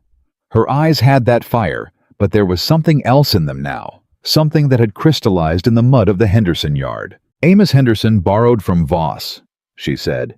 "Same as you. Same as the Petersons and the Hollises and Widow Gantry and Elias Boone's own brother. Every one of them, Nathan. Voss loaned to every small place in this county, and one by one he's called the notes and taken the land. And everybody thinks it's just a greedy banker being greedy." She stepped closer. "But it's not. It's a pattern. Look at a map, Nathan. Look at whose land Voss has taken. I'll wager every acre of it sits along that pass road, or along the river the road follows. He's not taking land at random. He's taking the road. Piece by piece, note by note, family by family, he's buying up every foot of the only road down from that copper mountain. And nobody's ever put it together, because each family only sees their own eviction. Only Voss sees the whole map." Nathan stared at her. "And you're saying?" "I'm saying we're not the only ones he's robbed. I'm saying there's a Peterson and a Hollis and a Widow Gantry, and a dozen more, all of them, thrown out all of them, thinking it was their own private ruin. And if I can gather them, if I can bring them together and show them the map. Show them they weren't unlucky. They were robbed, all of them, by the same man for the same reason?" Her voice dropped. "Then it's not one widower's word against a banker's, Nathan. It's a dozen ruined families with the same story. And a dozen families telling the same story with a freight driver's wait tickets to back them before a judge Voss doesn't own." She took a breath. "That's not a debt dispute anymore. That's a conspiracy. That's fraud. That's a man using a bank to steal a copper road out from under a whole county, and that's the kind of thing they hang men for." The lamp burned between them. Nathan Cole looked at the woman in front of him, the woman who'd walked up his road with $4 and a recipe, who'd stood up in a wagon before 50 miners, who'd knelt in the mud to lift an old man out of it. And Clara watched something break loose in him, some last stone of grief and defeat rolling away. "How do we gather them?" he said.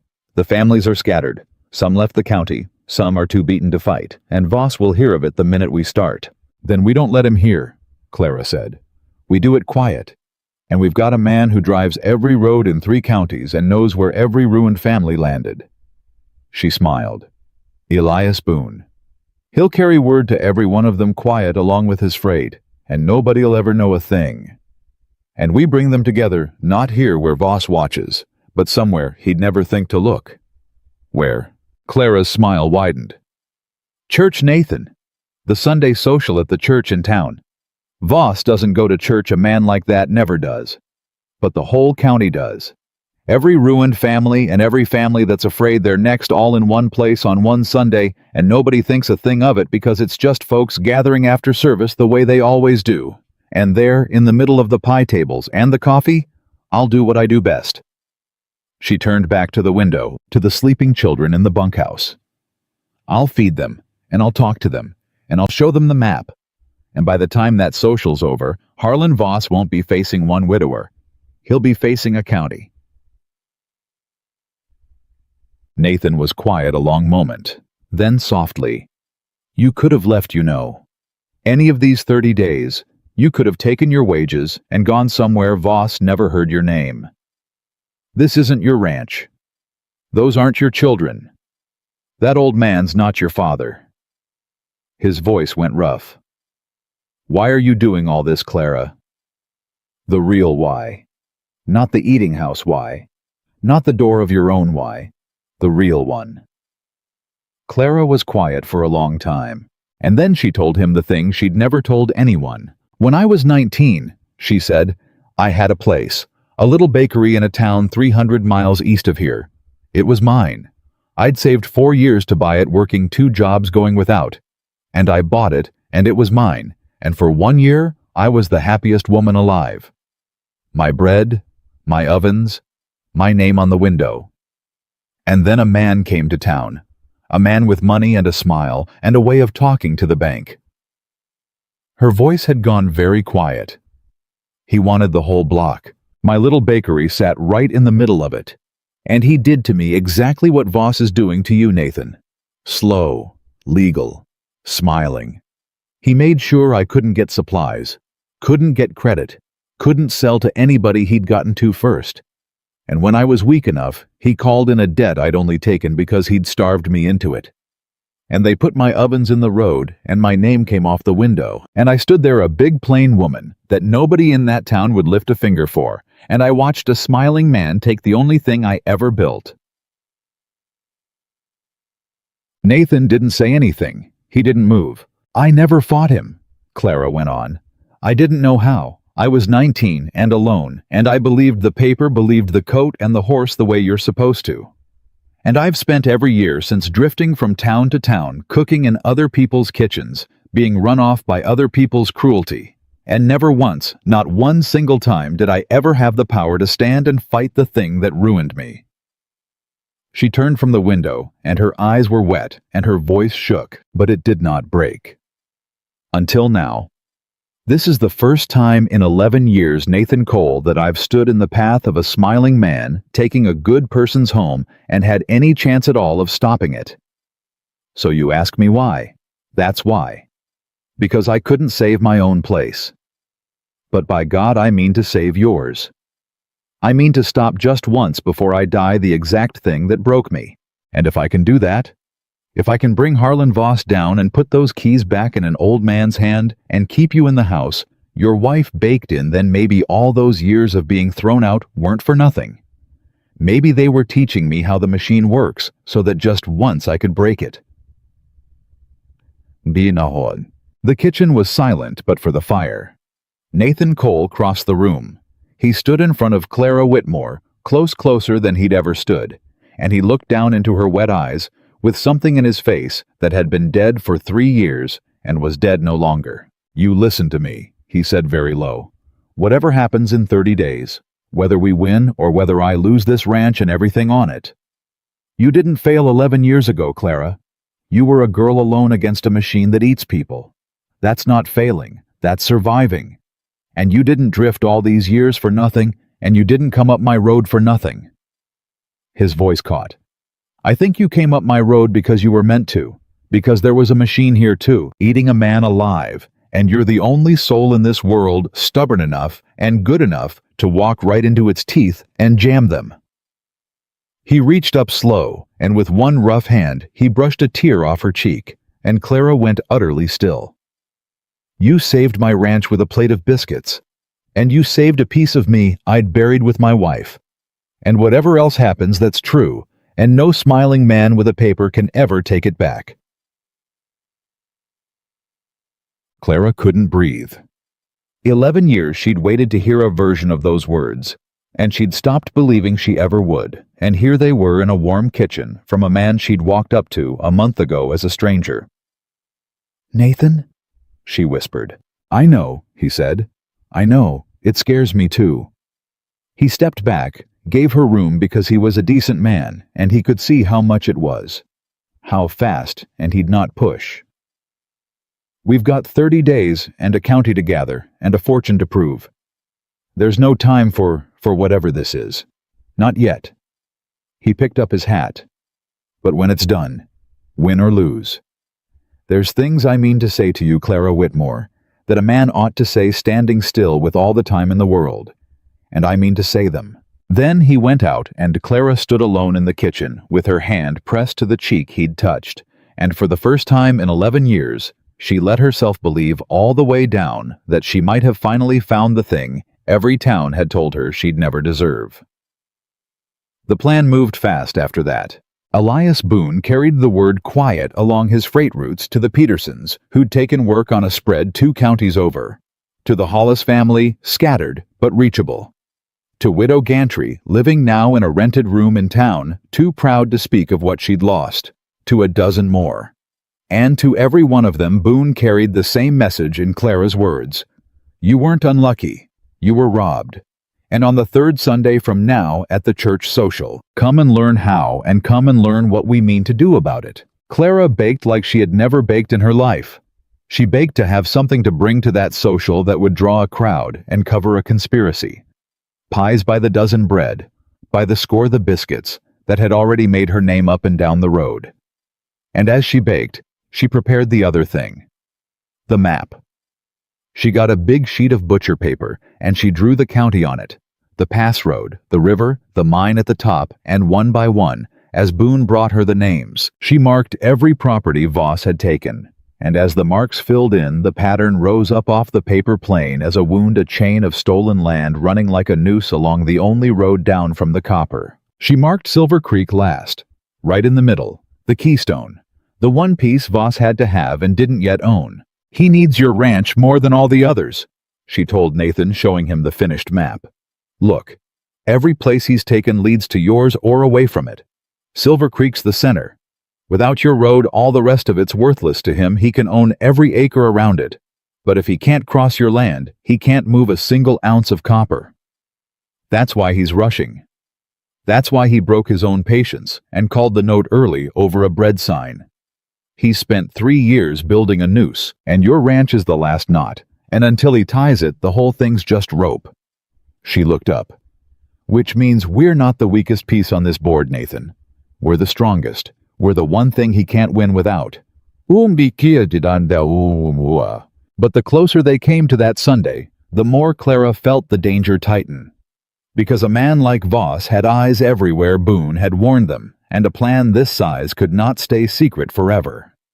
And on the Thursday before the social, her fear proved true. Tommy came running into the kitchen, white-faced. Ma'am, there's a man been asking, in town. Elias just rode in to tell you there's one of Voss's men been going round asking why so many of the ruined families are suddenly stirring. Asking if somebody's putting them up to something." The boy swallowed. "Voss knows something's happening, ma'am.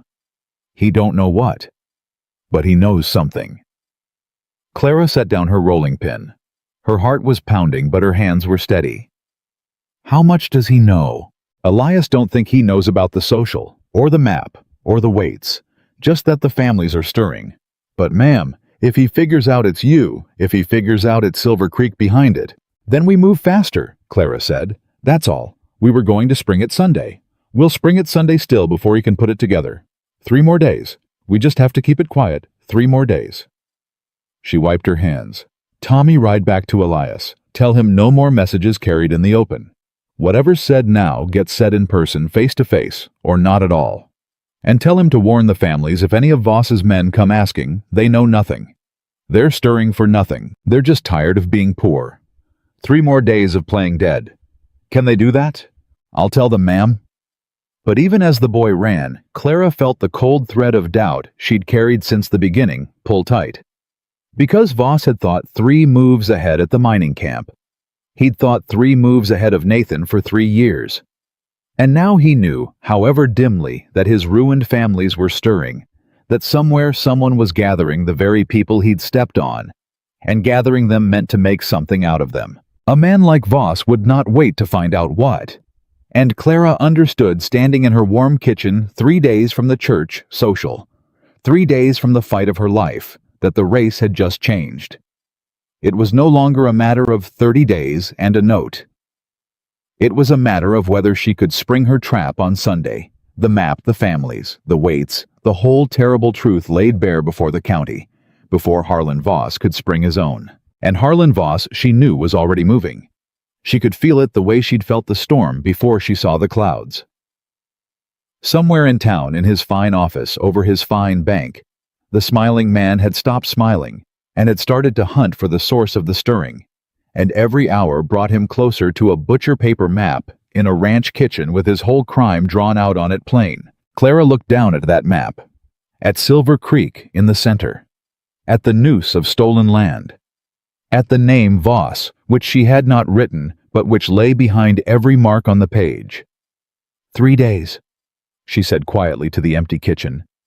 Just give me 3 days. Then she rolled up the map, and she hid it where no one would find it, and she went back to her baking, because whatever came, whatever Voss was even now setting in motion, she would meet it the way she'd met everything in her hard life, on her feet with flour on her hands, and with a stubbornness that no smiling man had ever yet managed to break.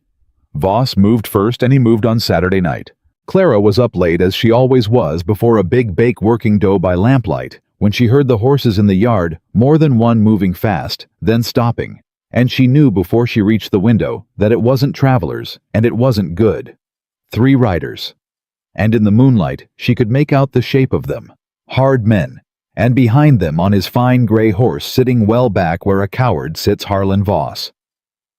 Clara was out the door before Nathan had his boots on. Miss Whitmore. Voss touched his hat brim, mild as ever, but there was something new under the mildness now, something with an edge to it. Baking late. You must have a great many mouths to feed. Or perhaps... His eyes went to the kitchen window, to the lamplight. Perhaps you're baking for a large gathering, a social, say, tomorrow, at the church. Clara's blood went cold, but she kept her face still as a frozen pond, the way he always kept his. I bake for whoever's hungry, Mr. Voss. It's what I do. Is it? Voss walked his horse a few steps closer. I've had a curious week, Miss Whitmore. All over the county families, I did honest business with families who owed the bank and couldn't pay families. I was well within my rights to foreclose upon all of them, suddenly stirring, whispering, meeting quiet in barns after dark, and every road that whispering travels down, if a man follows it back far enough. He smiled. It leads here, to Silver Creek, to a big woman with a talent for gathering hungry people and talking to them. Nathan had come out onto the porch now, and 2 of the other hands behind him, and the yard had that awful stillness that comes before something breaks. Say what you came to say, Voss, Nathan said. I came to give a warning, Nathan, a neighborly warning. Voss's voice stayed pleasant, but the pleasantness had gone thin as ice over deep water. Whatever your cook thinks she's building this little army of the ruined, this gathering she's planned, it ends tomorrow one way or another. Because I've spent 15 years in this county, making sure that when the law is read, it's read my way. The judge here owes me.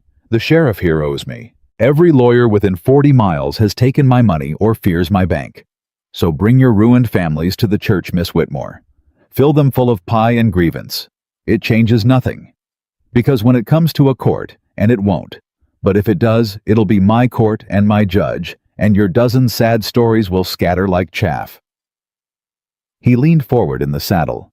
You cannot win a game where the other man owns the board. I'd have thought a woman run out of as many towns as you would have learned that by now. And there it was again, the reach for the old wound, the reminder that she was a woman who'd been thrown away, meant to make her small. But Clara had stopped being made small somewhere in the mud of the Henderson yard, and she didn't flinch. You're right about one thing, Mr. Voss, she said, and her voice carried clear across the yard. You own the board in this county. The judge, the sheriff, the lawyers, all yours. I don't doubt it for a second. She took one step toward the gray horse. "Which is exactly why I never intended to play on your board." Something flickered in Voss's face. "There's law above the county, Mr. Voss," Clara went on, and now the steel in her was showing plain. "There's a territorial court. There's a federal marshal 3 days' ride from here who doesn't owe you a dime and never heard your name. And there's a tax assessor for the whole territory who'd be very, very interested to learn that a certain copper mine's been lying about its yields for 2 years, cheating the territory out of its lawful taxes, while a certain banker who holds the note on that mine's company store has been quietly foreclosing every family along the only road the copper can travel." She watched the smile die on Voss's face by inches. "You didn't think anyone would ever put it together, did you? Each family only saw their own ruin. Nobody ever saw the map. Nobody ever saw the whole noose you've been tying along that road for 3 years. Well, I saw it, Mr. Voss. I drew it. And tomorrow the whole county's going to see it too, and after that it goes where you can't reach it, above your board, to your betters." The yard was dead silent. Even Voss's hard men had gone still, and Clara saw one of them glance sidelong at his employer with the first shadow of doubt. Harlan Voss was not smiling anymore. "You're bluffing," he said, but his voice had changed roughened.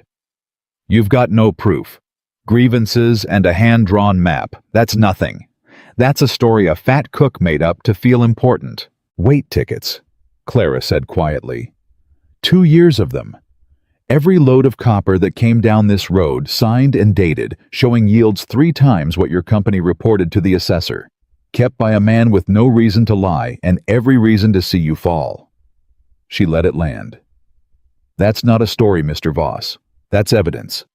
And I've got it somewhere you'll never find it, and copies of it somewhere else, and instructions that if anything should happen to me or to anyone at Silver Creek, it all goes straight to the territorial marshal by the next post."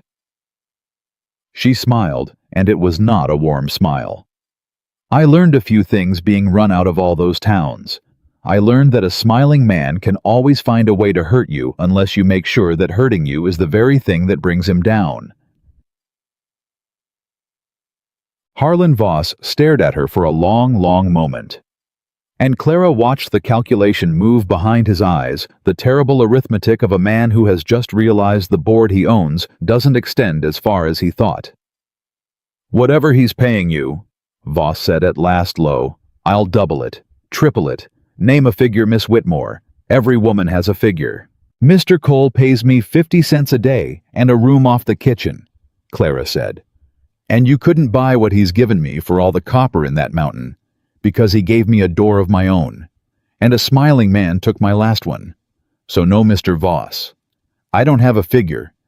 That's the one thing men like you never understand, that some things a person won't sell, no matter how empty their pockets. Now get off this ranch.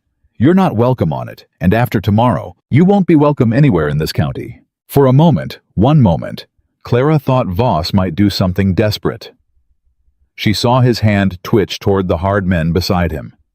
She saw Nathan see it too, saw Nathan's hand drop to where a man keeps a weapon, saw the whole yard tip toward violence like a wagon on 2 wheels. And then Harlan Voss mastered himself. Because he was above all a careful man, and a careful man does not commit murder in front of witnesses over a threat he isn't yet certain is real. "Tomorrow then," he said, gathering his reins. "We'll see whose story the county believes. The respected banker who's kept the peace for 15 years, or the fat drifter and the failed rancher, and their sad little parade of debtors who couldn't pay their bills." He wheeled the gray horse. "Enjoy your social, Miss Whitmore. I suspect it'll be your last." Then he was gone, his men behind him, hoofbeats fading into the dark. Nathan came down off the porch, fast crossing to her. "Clara, the weights, the copies you said, the instructions to the marshal, is that true? Did you—" "It's true now," Clara said grimly. "It wasn't an hour ago. But it will be by sunrise because you and I are going to make it true tonight. We're going to copy every one of those weight tickets, and we're going to write out the whole of it plain. And at first light, Tommy rides for the territorial capital with 1 copy sewn into his coat while we take the other to the church." She was already moving back toward the kitchen. I told Voss a bluff. Now we make it not a bluff. That's how you beat a man who owns the board, Nathan. You don't lie to him. You tell him the truth a few hours before it's true, and then you run like hell to catch up to your own words. They worked all night. By lamplight at the kitchen table, Nathan and Clara and Tommy copied out Elias Boone's 2 years of wait tickets in 3 careful hands, and Clara wrote out the whole story. Plain, the mine, the road, the pattern of foreclosures, the map, the names of every ruined family, in a long letter addressed to the territorial marshal. And they made 2 fair copies of everything, and Clara sewed one into the lining of Tommy's coat with her own needle, while the boy stood stiff and frightened and proud. You ride at first light, she told him, not toward town, away from it north, then swing wide around and pick up the Capitol Road past the county line. Voss's men will watch the town road. They won't watch you going the wrong way. You ride 3 days, and you put this in the marshal's own hand, and nobody else's. You understand me, Tommy Rourke. Not a deputy, not a clerk. The marshal's own hand. Yes, ma'am. The boy's voice shook, but his jaw was set. I won't fail you, ma'am. I swear it. Clara took his young face in both her flower-worn hands. You're the bravest boy I ever knew, she said. Your mother, wherever she is, would be proud enough to burst. Now go on. Sleep 2 hours. Then ride. And in the gray before dawn, Tommy Rourke rode north out of Silver Creek with a marshal's letter sewn in his coat, and Clara stood at the gate and watched him go, until the dark swallowed him, and she prayed, though she wasn't much of a praying woman, that she hadn't just sent a boy she loved to his death. Then she turned back to the ranch, and she loaded the wagon with everything she'd baked, and she and Nathan drove to the church social to spring a trap on the most powerful man in the county. The church stood at the edge of town, and by the time Clara and Nathan arrived, the yard was already filling wagons and buggies, and folks on foot the whole county turning out the way it did for a social in their Sunday clothes, hungry for company and pie. And scattered among them, Clara saw as she climbed down, were the faces she'd hoped for. Amos Henderson cleaned up and steady on his feet, now his daughter beside him. And there the Petersons come 2 counties to be here, and the Hollis family. And Widow Gantry, small and proud, in a mended black dress.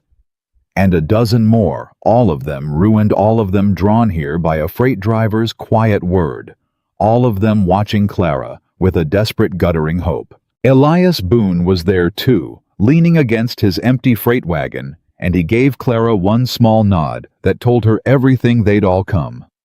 Every family. The whole noose gathered in one churchyard. Clara set up her tables.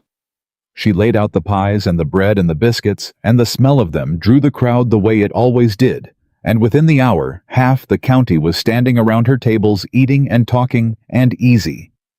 And when she judged the moment was right, when the most people were gathered close, when the preacher had said his piece, and the eating was in full swing. Clara Whitmore climbed up onto the bed of Elias Boone's freight wagon, and she pitched her voice to carry the way her mother had taught her, and she called the county to listen. Friends, she called. Neighbors. My name is Clara Whitmore, and I cook out at Silver Creek Ranch, and most of you have eaten my bread by now. A ripple of warm laughter. They knew her bread. I didn't climb up here to sell you pie, Clara went on. I climbed up here to tell you a story, a true one, about why so many good families in this county have lost their land these 3 years past, about why the Petersons are gone and the Hollises, and why Widow Gantry lives in a rented room, and why just this week old Amos Henderson, a man some of you have known 40 years, got put out of his house into the road with his grandbabies, standing barefoot in the cold. The churchyard had gone quiet. Folks were setting down their plates. Now every one of those families thought it was their own private bad luck, Clara said. A loan that came due, a harvest that failed. Their own fault, their own shame, born alone and quiet the way we bear such things. But I'm here to tell you, it wasn't luck. It wasn't their fault. And it wasn't chance. She reached down and Nathan handed the map up to her, and she unrolled it and held it high for the whole county to see. It was a plan, one man's plan, and here it is drawn plain. She held up the map, and she showed them the pass road, the river, the copper mine at the top, and every single property Harlan Voss had foreclosed, marked in a line, a chain and noose, running along the only road down from the copper. "Look at it," Clara called. "Every family Harlan Voss ruined sits along this one road, the only road the copper can travel to reach the world. He didn't foreclose on you because you were unlucky or lazy or shameful. He foreclosed on you because you stood on the road he wants. Because that mine up there is 3 times richer than the company admits. I've got 2 years of freight weights to prove it. And Harlan Voss means to own every foot of the road it travels, so he can move a copper fortune down this mountain for 20 years and never pay a soul a toll. You weren't robbed by chance, friends. You were robbed by design, all of you, by the same man, for the same reason." The churchyard had begun to roar. Clara saw faces changing all through the crowd, saw shame turning to shock, shock turning to anger. Ruined families looking at each other and at the map and understanding all at once that they had never been alone in their ruin, that they had all been ground down by the same smiling hand. "He told me last night I couldn't win," Clara called over the rising noise. "He told me he owns this county, owns the judge, the sheriff, the lawyers. And you know what? He's right. He does." She let that land, and the crowd quieted, confused. But here's what that smiling man forgot. There's law above this county. There's a territorial marshal 3 days north who never heard his name. There's a tax assessor for the whole territory who'd dearly love to know about a copper mine that's been lying about its yields and cheating us all out of what's owed. And this morning, before the sun came up, Clara's voice rang out. A brave boy rode north with every bit of the proof sewn into his coat, riding for the marshal's own hand. It's already gone, friends. It's already out of Harlan Voss's reach. And there is not one thing that man can do to stop it now. The roar that went up then shook the churchyard. And that was the moment, that exact moment, with the county on its feet, and the map held high, and the truth loose at last, that Harlan Voss's carriage came around the bend into the churchyard. Because, of course, he had come. A man like Voss could no more stay away from the thing that threatened him than a man can keep from probing a sore tooth. He'd told himself he'd come to face it down, to remind the county who he was, to smile his way through it the way he'd smiled his way through 15 years. He climbed down from his carriage in his fine coat, and he started toward the crowd with that pleasant expression fixed on his face, and the crowd turned to look at him. And Harlan Voss stopped, because it was not the crowd he knew. It was not the cowed, deferential, hat-in-hand county that had feared him for 15 years. It was a churchyard full of people who had just seen the map, who had just understood altogether what he was and what he'd done to them, and the faces that turned toward Harlan Voss now were not afraid. They were furious.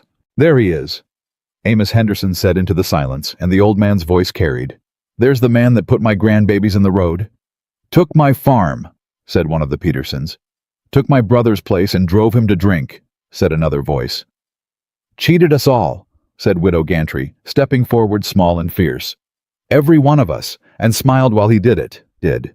Harlan Voss looked at the crowd, and for the first time, Clara saw real fear cross the smiling man's face. The fear of a man who has always controlled the room, feeling the room slip past his control for the first time in his life. But Voss had not clawed his way to owning a county by folding at the first hard moment. Clara watched him gather himself, watched the smile come back on by sheer force of will, and he raised his hands and his voice. "Now, friends," he called out smooth as ever, "neighbors, you've been listening to a woman who blew into this county from nowhere, a woman run out of a dozen towns spinning you a tale, a map any child could draw, wild stories about copper and conspiracies.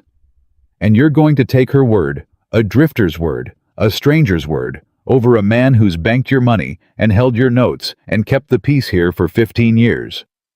He turned slowly, meeting eyes, using every ounce of the authority he'd spent a lifetime building. "Where's your proof? Where's this evidence? A hand-drawn map and a fat woman shouting from a wagon. That's not proof. That's a show. Go home, all of you. Go home before you say things you'll regret, before you make accusations that a court, my court, will make you answer for."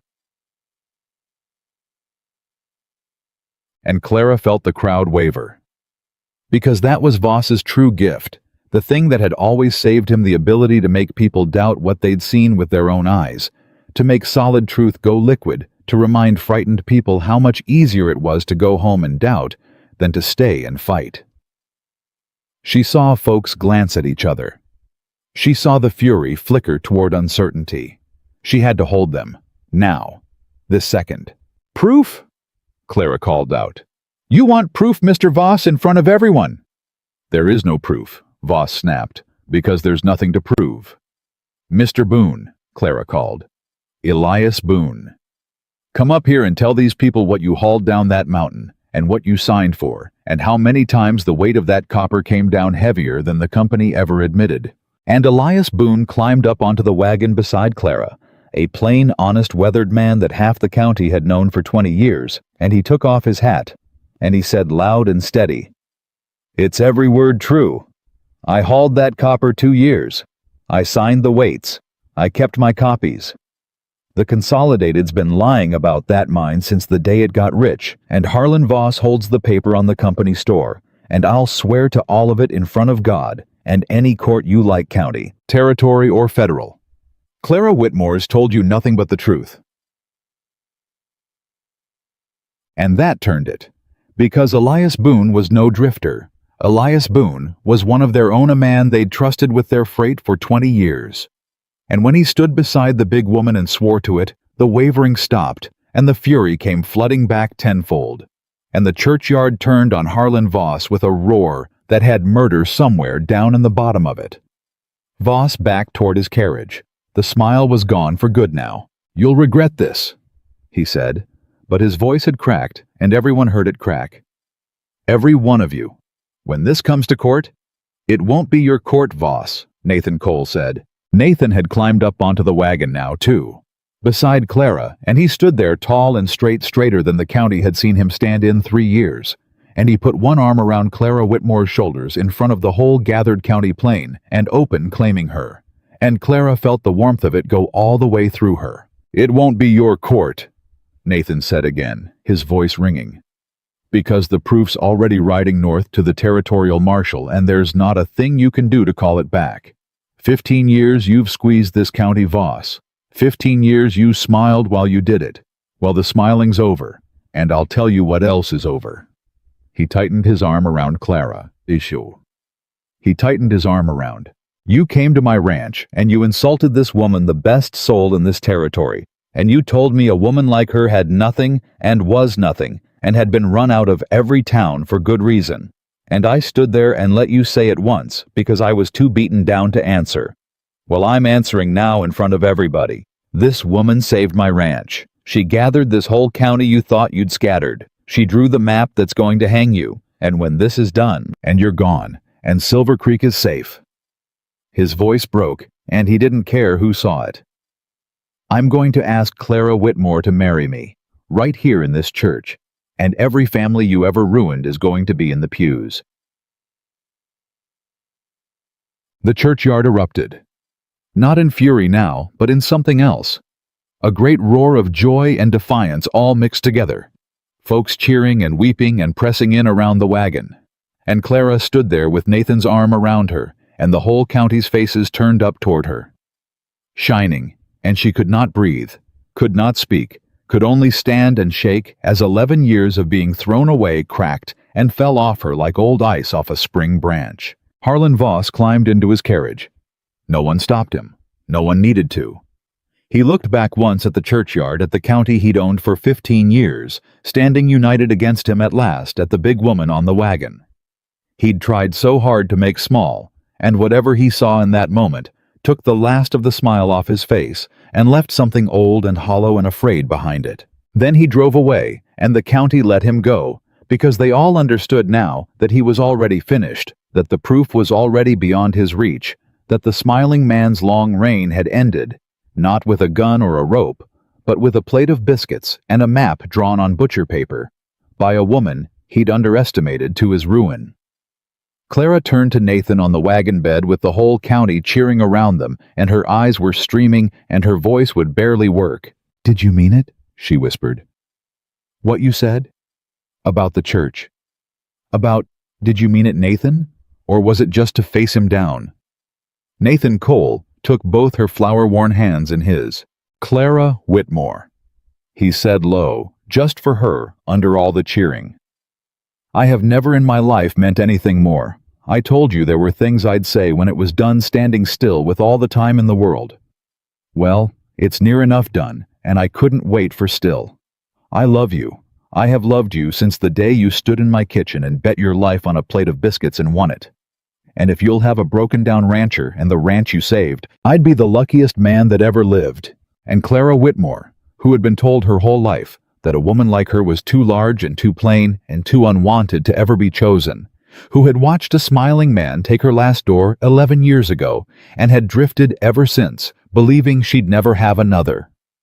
Clara Whitmore looked into the face of the man who'd just claimed her before the whole county, and she found she believed him all the way down with nothing held back. "Yes," she said. "Yes, Nathan.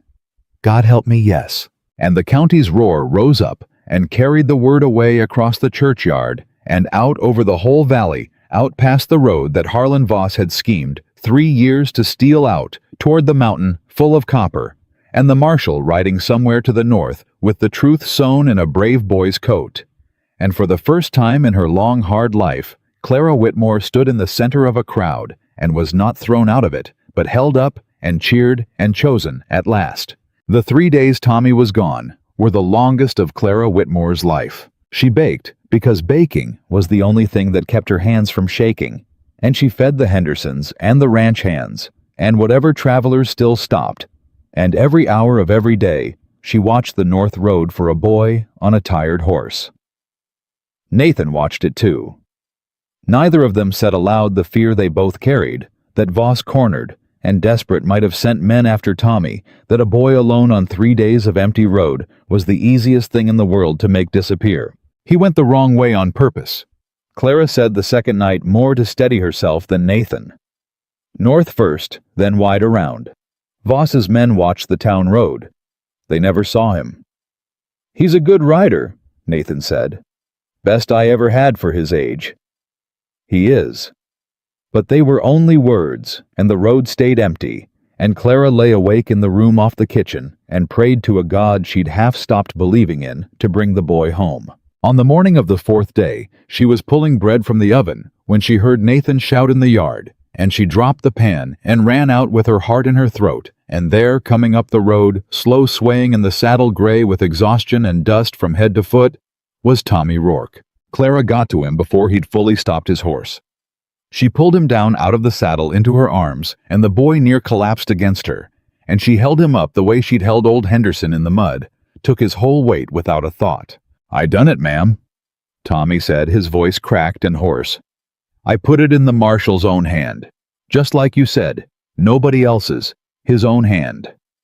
He was half laughing, half weeping with the exhaustion of it.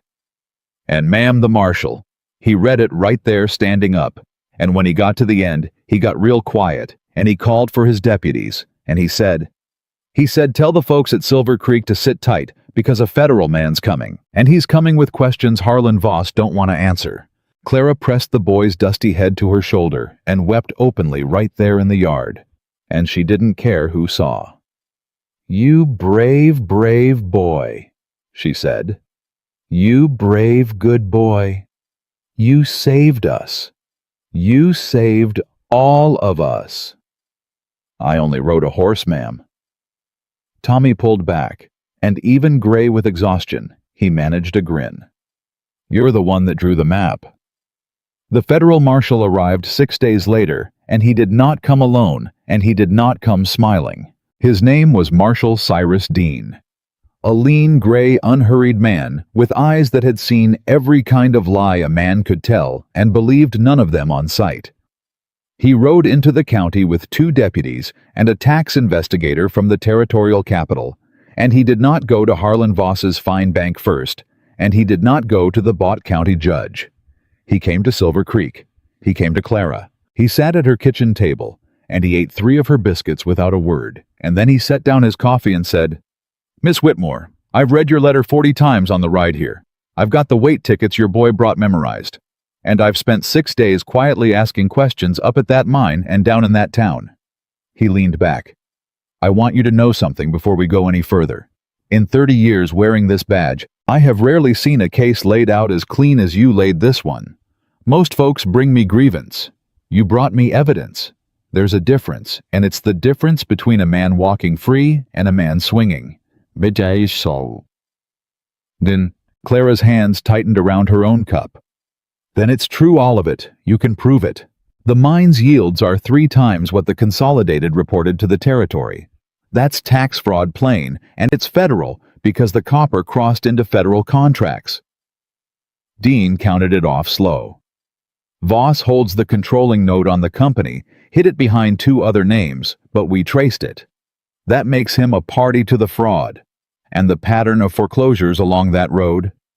He tapped the map, which lay unrolled on the table between them. Well, a judge might call that shrewd banking taken one at a time. But taken all together with the fraud sitting under it, it's a conspiracy to defraud the territory and to obtain property through a scheme. Miss Whitmore Harlan Voss isn't going to lose an argument in court. Harlan Voss is going to prison. And every acre he took under this scheme is going to be examined, and a good deal of it's going back to the families he took it from. Clara had to set her cup down because her hands had begun to shake too hard to hold it. The Hendersons, she whispered. The Petersons' widow Gantry. If they were foreclosed as part of this scheme, and from what I can see they were, then the foreclosures are tainted, and there's a strong case to unwind them. Dean almost smiled the barest movement of a hard mouth. I can't promise the courts move fast. They never do. But I can promise you this. Those families have a real chance to go home now, and they've got you to thank for it. Clara put her face in her flower-worn hands, and Nathan's hand came to rest on her back. And she wept for the 3rd time in a week. But these were not the tears of a woman thrown away. These were the tears of a woman who had at last, after 11 years, stopped the machine. They arrested Harlan Voss on a Thursday. Clara did not go to town to watch, though half the county did. She stayed at Silver Creek and baked because it seemed right somehow that on the day the smiling man fell the kitchen he'd tried to shut down should be full of bread. But Elias Boone came out that evening and told her every bit of it, how the federal marshal had walked into Voss's fine bank in front of a dozen customers. How Voss had tried the smile one last time and found it didn't work on Cyrus Dean. How they'd put the irons on him right there under the portrait of himself he'd hung on his own wall. And you know what he said, ma'am? Boone told her. At the end, when they had him in the irons and were walking him out, he stopped in the door and he looked around at the whole crowd and he asked real quiet like he genuinely didn't understand. He asked, how? Just that. How? Like he couldn't fathom how a man who owned the whole board had lost. Boone shook his head. And old widow Gantry, she was standing right there in the front and she answered him. She said, you forgot to buy the cook Harlan. And the whole bank laughed. The whole bank laughed him right out the door. Clara laughed too at that, though her eyes were wet. The cook? She said. He looked at me the first day and saw nothing worth buying. That was his whole mistake, wasn't it? From the very start.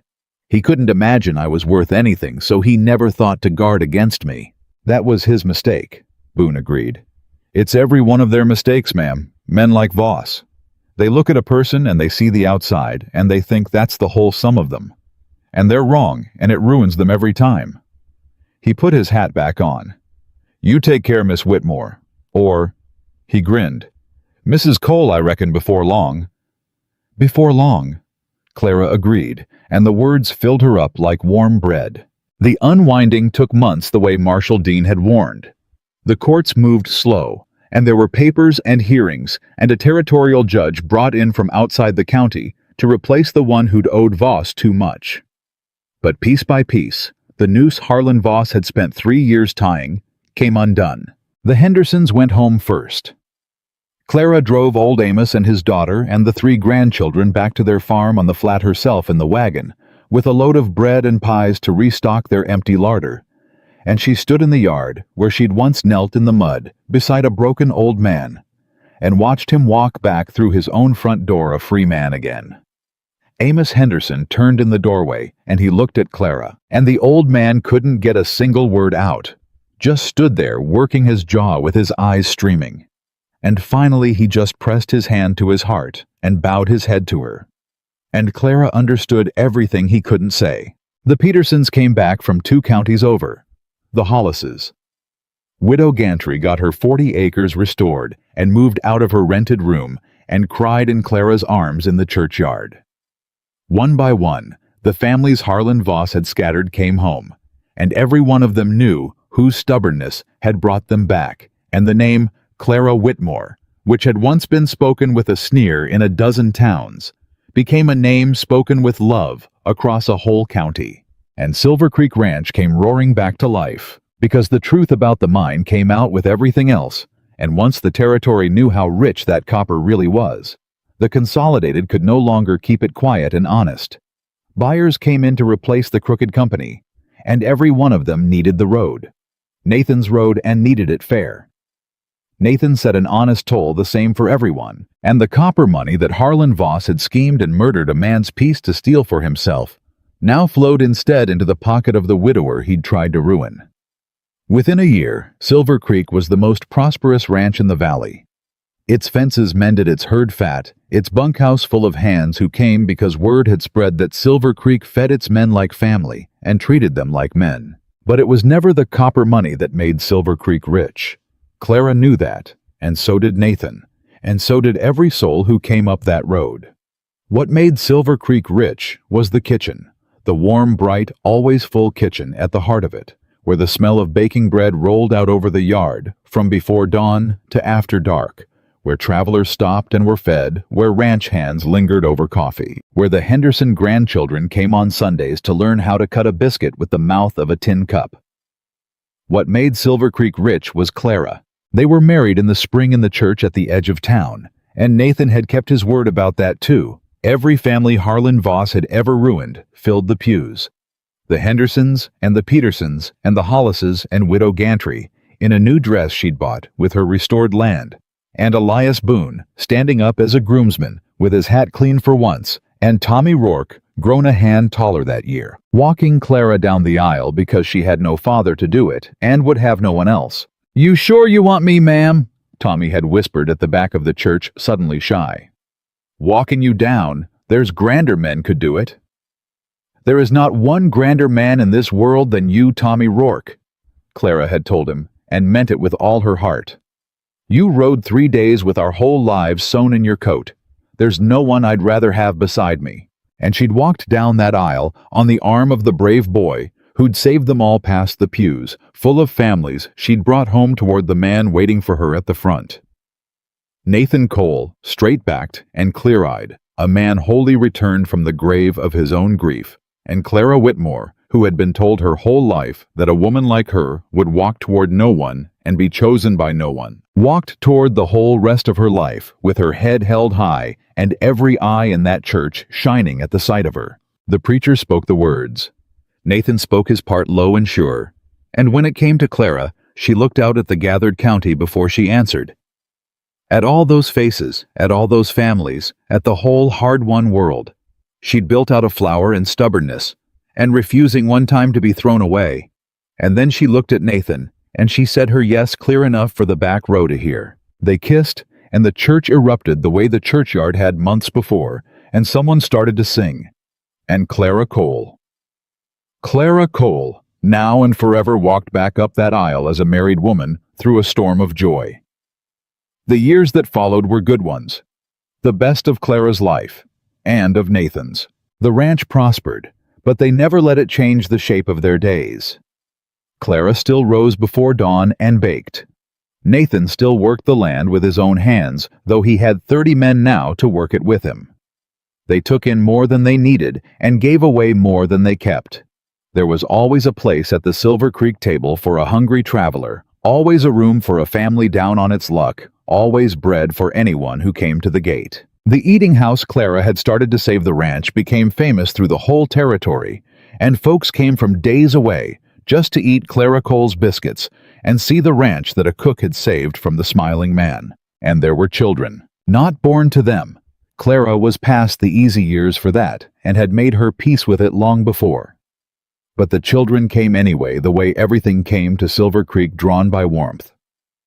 There was a boy left orphaned when the fever took his folks, and Clara and Nathan took him in and raised him as their own. There was a girl who turned up at the gate half-starved and running from something she wouldn't speak of, and she stayed and grew and thrived. By the time Clara's hair had gone gray, there were 4 of them. None of them born to her, and every one of them hers. And the house that Harlan Voss had once mocked as silent rang from morning to night with children's voices. Tommy Rourke stayed on and became Nathan's right hand, then his foreman, then near enough a son. Elias Boone ate free at Silver Creek every week of his life, just as Clara had promised, until the day he died, an old man in a bed she'd sat beside. The Hendersons prospered on their restored farm, and the Peterson children grew up and had children of their own, and the whole county that Harlan Voss had once ground under his heel grew and greened and flourished, and every soul in it knew the story of how it had been saved. As for Harlan Voss, he died in a territorial prison some years on, an old man with a fortune that the courts had stripped down to nothing, and Clara heard that at the end he had no visitors and no one to sit with him, and that the last words anyone recorded him saying were the same word he'd said in the doorway of his bank on the day they arrested him. How? As though to the very end, he could not understand how a man who'd owned everything had lost it all to a woman he'd looked at and thought was nothing. When they brought Clara the news of his death, she was in her kitchen, an old woman now teaching one of the grandchildren to work dough with a gentle hand. She listened to the whole of it. Then she went quiet a moment, and Nathan Gray beside her put his arm around her, the way he had on the freight wagon so many years before. "You sorry to hear it?" he asked her softly. Clara thought about it honestly, the way she tried to be honest about most things. "No," she said at last. "But I'm not glad either.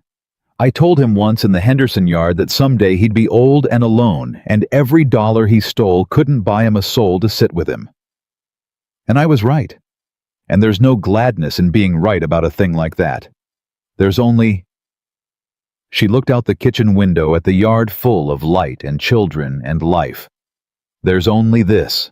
This is what he never understood, Nathan. To the very last he asked how, and the answer was in front of him the whole time, and he never once saw it." She turned back to the child at the table, and she guided the small hands in the flour. "Gentle now. Don't work it too hard. A biscuit's like a person, you handle it too rough too long, it goes tough and never softens again. You want it tender, you gotta have a gentle hand." The child nodded solemn and worked the dough gentle, and Clara Cole looked around her kitchen at the bread rising at the child, learning at the man she loved, gone gray and content beside her, at the whole warm living world she had built with nothing but flour and mercy, and a refusal one single time to believe the smiling man's paper, and she understood all the way down the things she had spent her whole hard life learning. Harlan Voss had looked at her on the first day and seen a fat woman worth nothing, and it had ruined him. Every town that had thrown her out had looked at her and seen nothing, and they had lost her and been poorer for it. Her whole life the world had judged her by the first thing it saw, and never troubled to look past it, and every soul that did so had missed entirely the thing that mattered. The thing that had saved a ranch and a county and a broken man's heart. The thing that no eye could see from the outside, and no money could ever buy. She had spent 11 years believing them. Believing she was too large, too plain, too unwanted, too little to matter.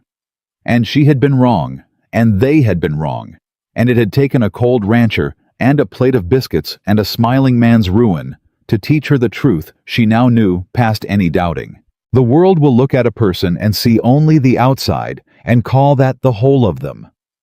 But the outside was never once the measure of a soul. What a person is worth was never written on their body for a cruel eye to read.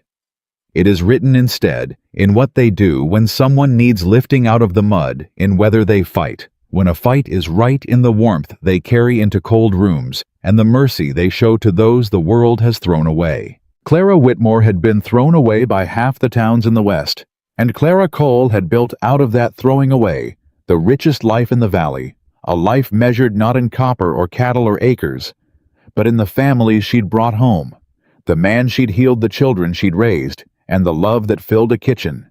The whole county had once called silent. She had been told her whole life that a woman like her was not enough. She had proven with her own 2 flower-worn hands that she was more than enough. She was the very heart of everything good that this hard country had to give. And no smiling man, no cruel town, no cold first glance from a stranger at a gate would ever again make Clara Cole doubt her own worth, because she had learned past all forgetting the one truth that the whole world had tried to keep from her, and that she now knew better than she knew her own name. The person everyone refuses to choose is so often the very one who saves them all, and love does not measure the body. It measures the soul, and by that measure, the only measure that was ever true, Clara Cole had always been and would always be worth everything.